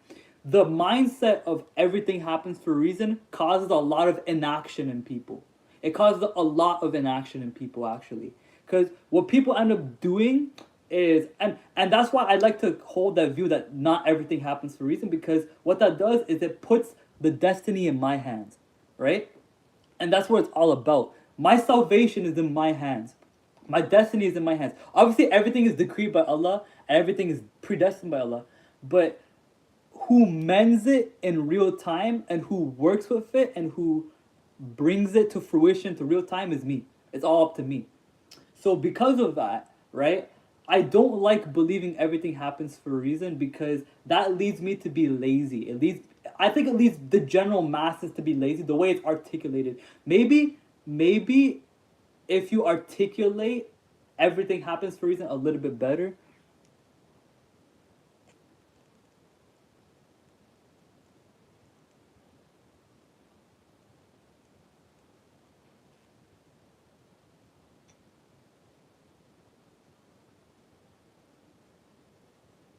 Yeah, but the thing is, here's the thing.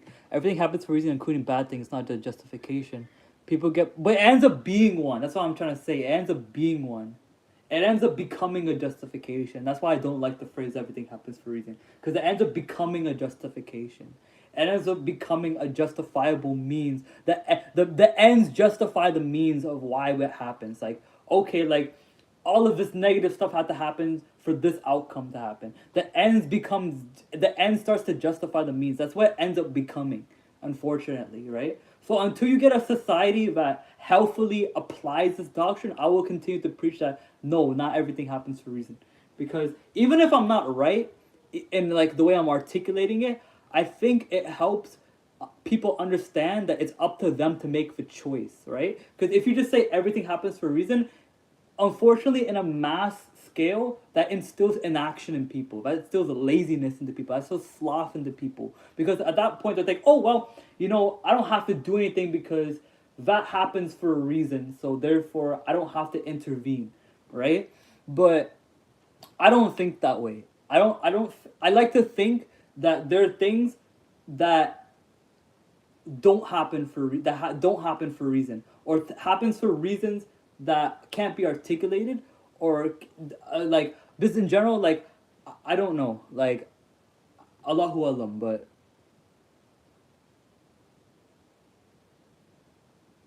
the reason I'm talking about is not on a physical scale. I'm talking about in reality. In reality, as in the grand scheme of things, right? in the reality isn't in the grand scheme of things, right? Like in from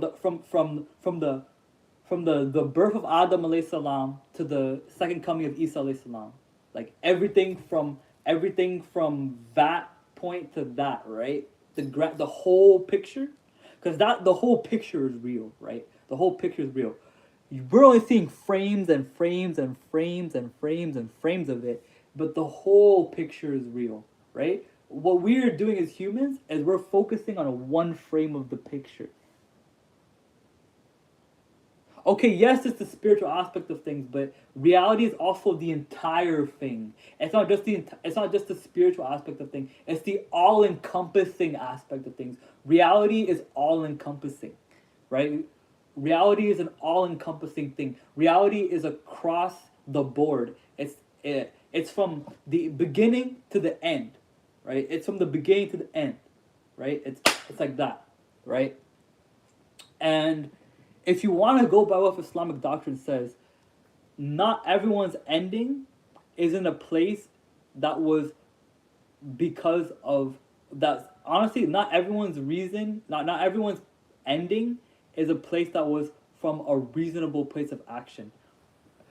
Unless you want to say that again, this would yeah, the spiritual crave for others. Yeah, unless you want to say that I'm not of this belief very much, but I know a lot of certain Muslims are. Unless you really want to say that God desired us to be in hell, which I don't think so. I don't think so at all. Or God willed for us to be in hell. You know what I'm saying? That was not Allah's will. Allah's will wasn't for us to be in hell, right? There's hadiths that talk about how there's a palace in Jannatul, there's a house in Jannatul Firdaus for every single human being on earth. Allah willed for us to all be in heaven with Him. That's the thing. Allah willed for us to all be in communion with them. But it's when we act outside of that will. Oh, what's up, Tyrone? Oh, what's up, Tyrese? Sorry, we're in a deep conversation right now, Tyrone. I'm sorry to, yeah.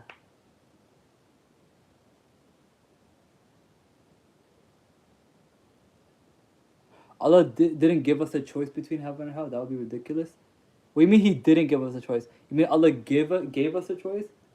God made us good. Allah wants us to be ourselves. Allah didn't give us a choice between heaven and hell. That would be ridiculous. Um, do what you mean?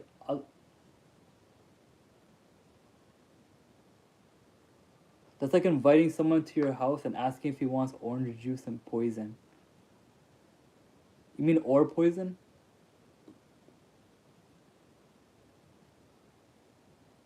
Allah lets us choose which place in heaven we want to be.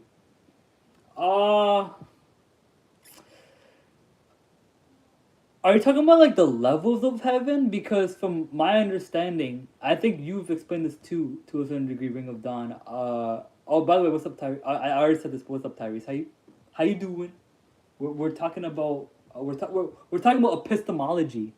We're doing an epistemological discussion right here. Allah lets us choose which place in heaven we want to be. I could have sworn that like it's Allah's will for all of us to be in Jannatul Firdaus. Not even just in Jannah, but Jannatul Firdaus, the highest level of Jannah. It's Allah's decree and will for us all to be there. It's the shaitan that says, I'm going to act out of that and bring as much people from your place that you're willing to get them to be out of there. Right? That was his covenant with Allah that he made when he was casted when he was casted out of heaven into hell. Iblis or Shaitan said, I'm going to lead astray every single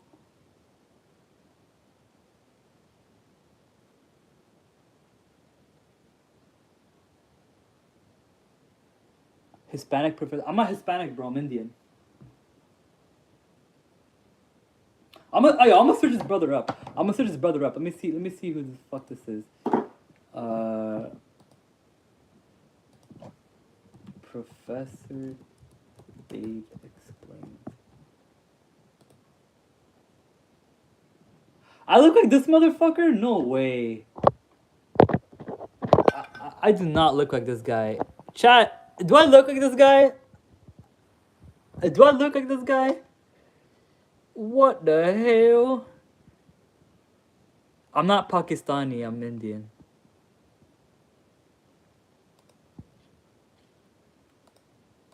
I don't look like bro for real. I do not look like bro. At first glance. Yo, you must be on something, man. You must be on something. Welcome to the stream, by the way, Darren, or Darren. You get a, um,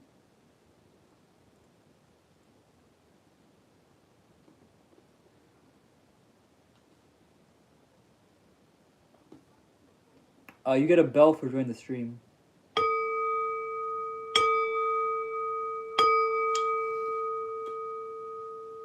Yeah, but anyways, let me see. It's not a choice between heaven and hell. Allah made it such that we get to choose where in heaven we want to be. Hell isn't even a choice. It's for people who don't choose heaven despite Allah's encouragement.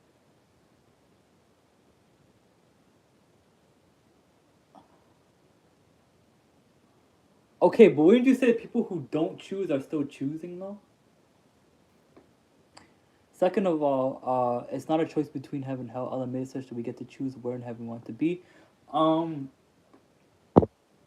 I thought the whole idea was that we don't go to just any level in heaven. Like the default position that every human was supposed to be in was supposed to be in the highest level of heaven. It's us that deteriorates that standard. We deteriorated that standard basically. And no one's ever gonna tell me that us deteriorating and us denying where we're supposed to be is for a reason. I disagree with that 100%. Like, there is absolutely no reason if somebody is going beneath the mold that Allah has made them in. Allah has made every human being to be in Jannah Firdaus. That's why it says in the hadith, it says, here, I can put it up for you. Here, look. Hadith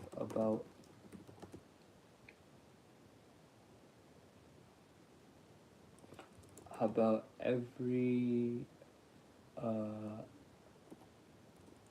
one having a house in Jannah Firdaus. Give me a second. I'll pull up the hadith for you.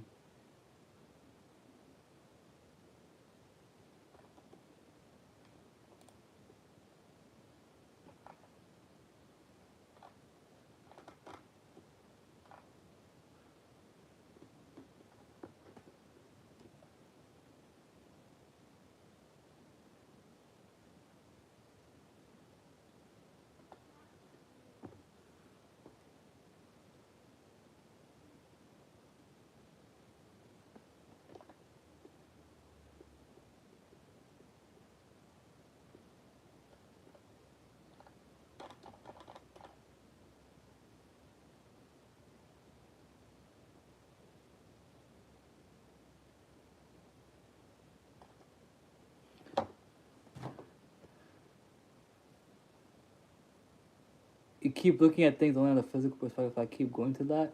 I hate to break it to you, buddy, but the physical is the most things we experience here. That's why. I'm trying to make it as you could say I'm seeing it as a physical perspective, but what I'm really doing is I'm being pragmatic.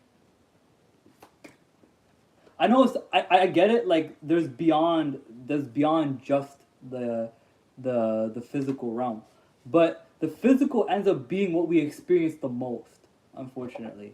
So I try to make things pragmatic, basically.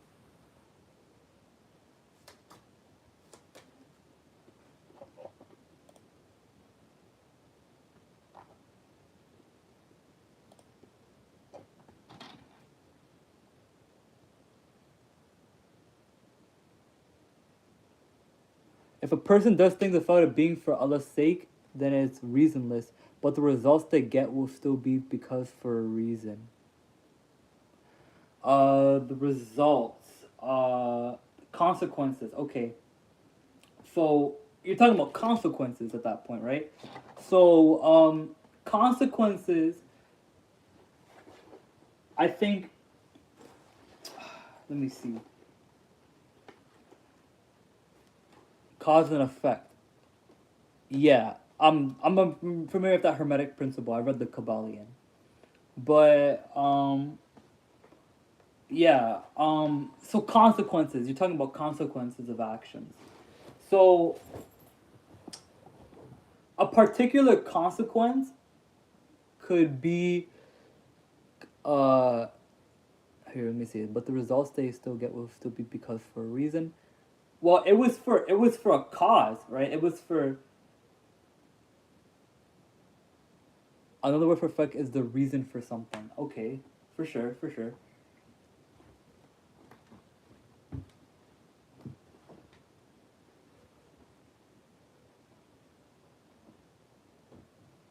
Okay, sure.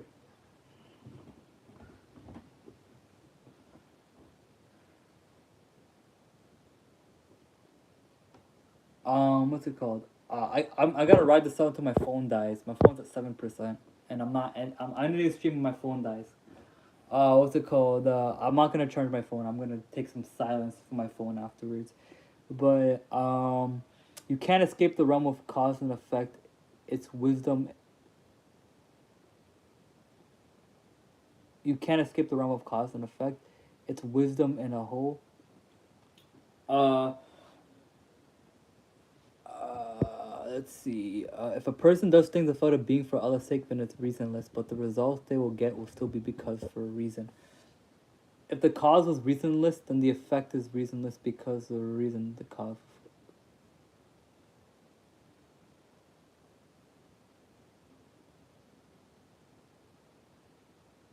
That's a tongue twister, buddy. That one kind of scrambled my brain reading the last one you sent. But yeah. What's it called? Let me see. If the if the cause was reasonable, then the effect will will be reasonable, and that reasonable effect will be because the cause is reasonable. Yeah. Okay. Here's the thing, right? Let's say, okay, I'll give a perfect example, right? Let's say I punched someone in the face, absolutely no reason. There was no reason I should have done that, right? And then that person, because, right, because is the cause right there, because I, what's it called? I punched him in the face. The effect of that is they punch me back, right? That's a consequence, right? And you say that that happens for a reason. Yeah, yes. I could agree that the consequences that happen for a reason, but I wouldn't say that the actual causation of it was reasonable, right? And the causation is a part of the happening. Hence, people say everything happens for a reason, right? So the causation is important. So you agree that you actually low key disagree with me that not everything happens for a reason because yes, like because you said true.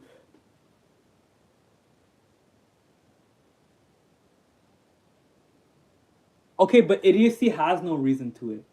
You can't just say the reason is you're an idiot. The whole idea is an idiot is someone that doesn't have a reason. You can't say your reason is you have no reason.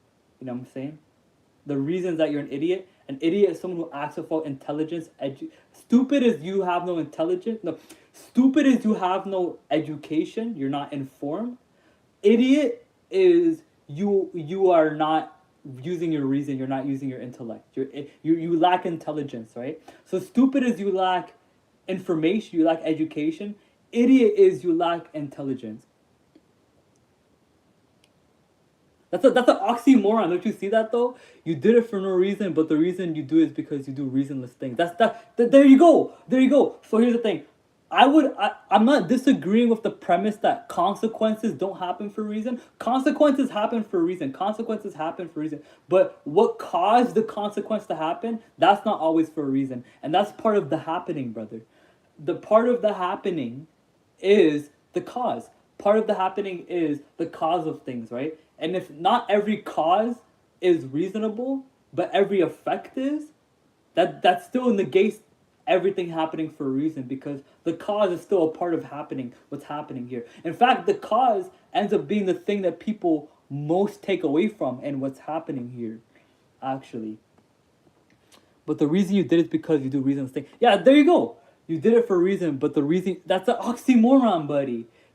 The reason you did it is for no reason. Then there's no reason. You know what I'm saying? You just kind of like went in circles right there, buddy. Or I don't know, but yeah. Let me see how much battery I have left. 5. Okay, I'm a end stream at 3%. But yeah, I do agree though that consequences are reasonable, right? Because a person doesn't do reasonless things for no reason. There's a lot of idiots there that would challenge you on that. I'm not one of them, but there's a lot of stupid people there that would challenge you on that. Be careful what you wish for. That's not necessarily true either. That's making assumptions right there. People don't always do reasonless things because of a bad upbringing. Some people just do reasonless things because right because there doesn't always have to be a deeper explanation to everything, right? Some things just are the way they are, and I think that's a way more simplistic way of viewing a life. I think it's way more simplistic. It's way more like how do I say this? It's a way more pragmatic way of viewing a life. That things sometimes just are, and it's the same thing of, and to a certain extent, it's the same thing of God too. God has no cause, right? God has no cause. Nothing caused God to exist. God just is, right? I wouldn't say there's always a deeper reason. For example, again, like I just said, take Allah for example, right? There's no cause to why Allah is an effect, right? Allah is the cause and the effect, right? Allah causes themselves, right? There's no cause to Allah's existence. Allah is an existence without a cause, right? Allah has no creator. Allah is the creator, right?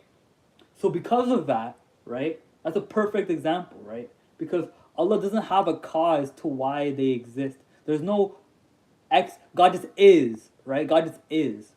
There wasn't no I'm gonna make God today, or there is no I'm gonna explain. You can't truly explain God in essence.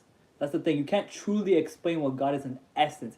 In energies and in apprehension, sure, but the whole idea of Allah in essence is that it's beyond reason, right? And it's and it's without cause too. Allah is without cause. There's nothing that caused Allah to be, right? To say that would be borderline, no, full on kufr, to say Allah has a cause to why they exist, right?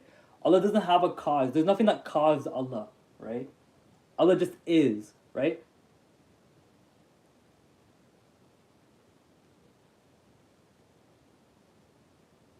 It's a healthy discussion though. It's a healthy discussion because people. I actively look for people to challenge my ideas because I don't have my head up my ass and where I think like, oh, like this is how it has to be. I'm very aware of this is a very counterculture perspective. You know, it's a very counterculture perspective to have because everyone says that on the streets. Everything happens for a reason. Everything happens for a reason. My brother drills that shit into my head, and I like have to bite my tongue so many times and say to him, I don't really believe that, you know, but yeah, everyone screams that shit out loud on the streets, but I'm the only person who's standing there and being like, nah, I don't really see it that way. You know, with my protest sign, I'm imitating me holding up a protesting sign. Like, nah, I don't see it that way. One thing I will say though is my general view against everything happening for a reason has to do with the fact that I don't think. Nah, let me not say that. Let me not say that. But I don't think that people using that has ever really led to anything good. It's never led to anything good to me because people only use that as a means of like I said, like circumventing negative things, or it's a trauma response in many cases. Like, and personally, I think I'm starting to think me saying this not everything happens for a reason is also a trauma response, because I'm just so traumatized by people saying that shit to me, because it just leads to like, it doesn't lead anywhere. It doesn't lead anywhere. It doesn't lead. It never led me anywhere. You know, when I realize that some things in life just are, and there's no explanation to it. It just is. Just like God. There's no cause to God's existence. They just are, right? You can't reason why God existed. You can't reason with it. You can't reason and be like, well, something discerned and then God was there. No, no, God is eternal.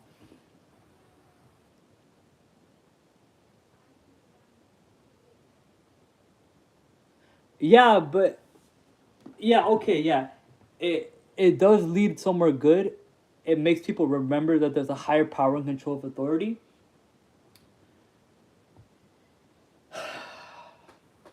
That's the thing, brother. That's not what it ends up leading people to do, though. It doesn't end up leading people to think that, oh, there's someone higher up there.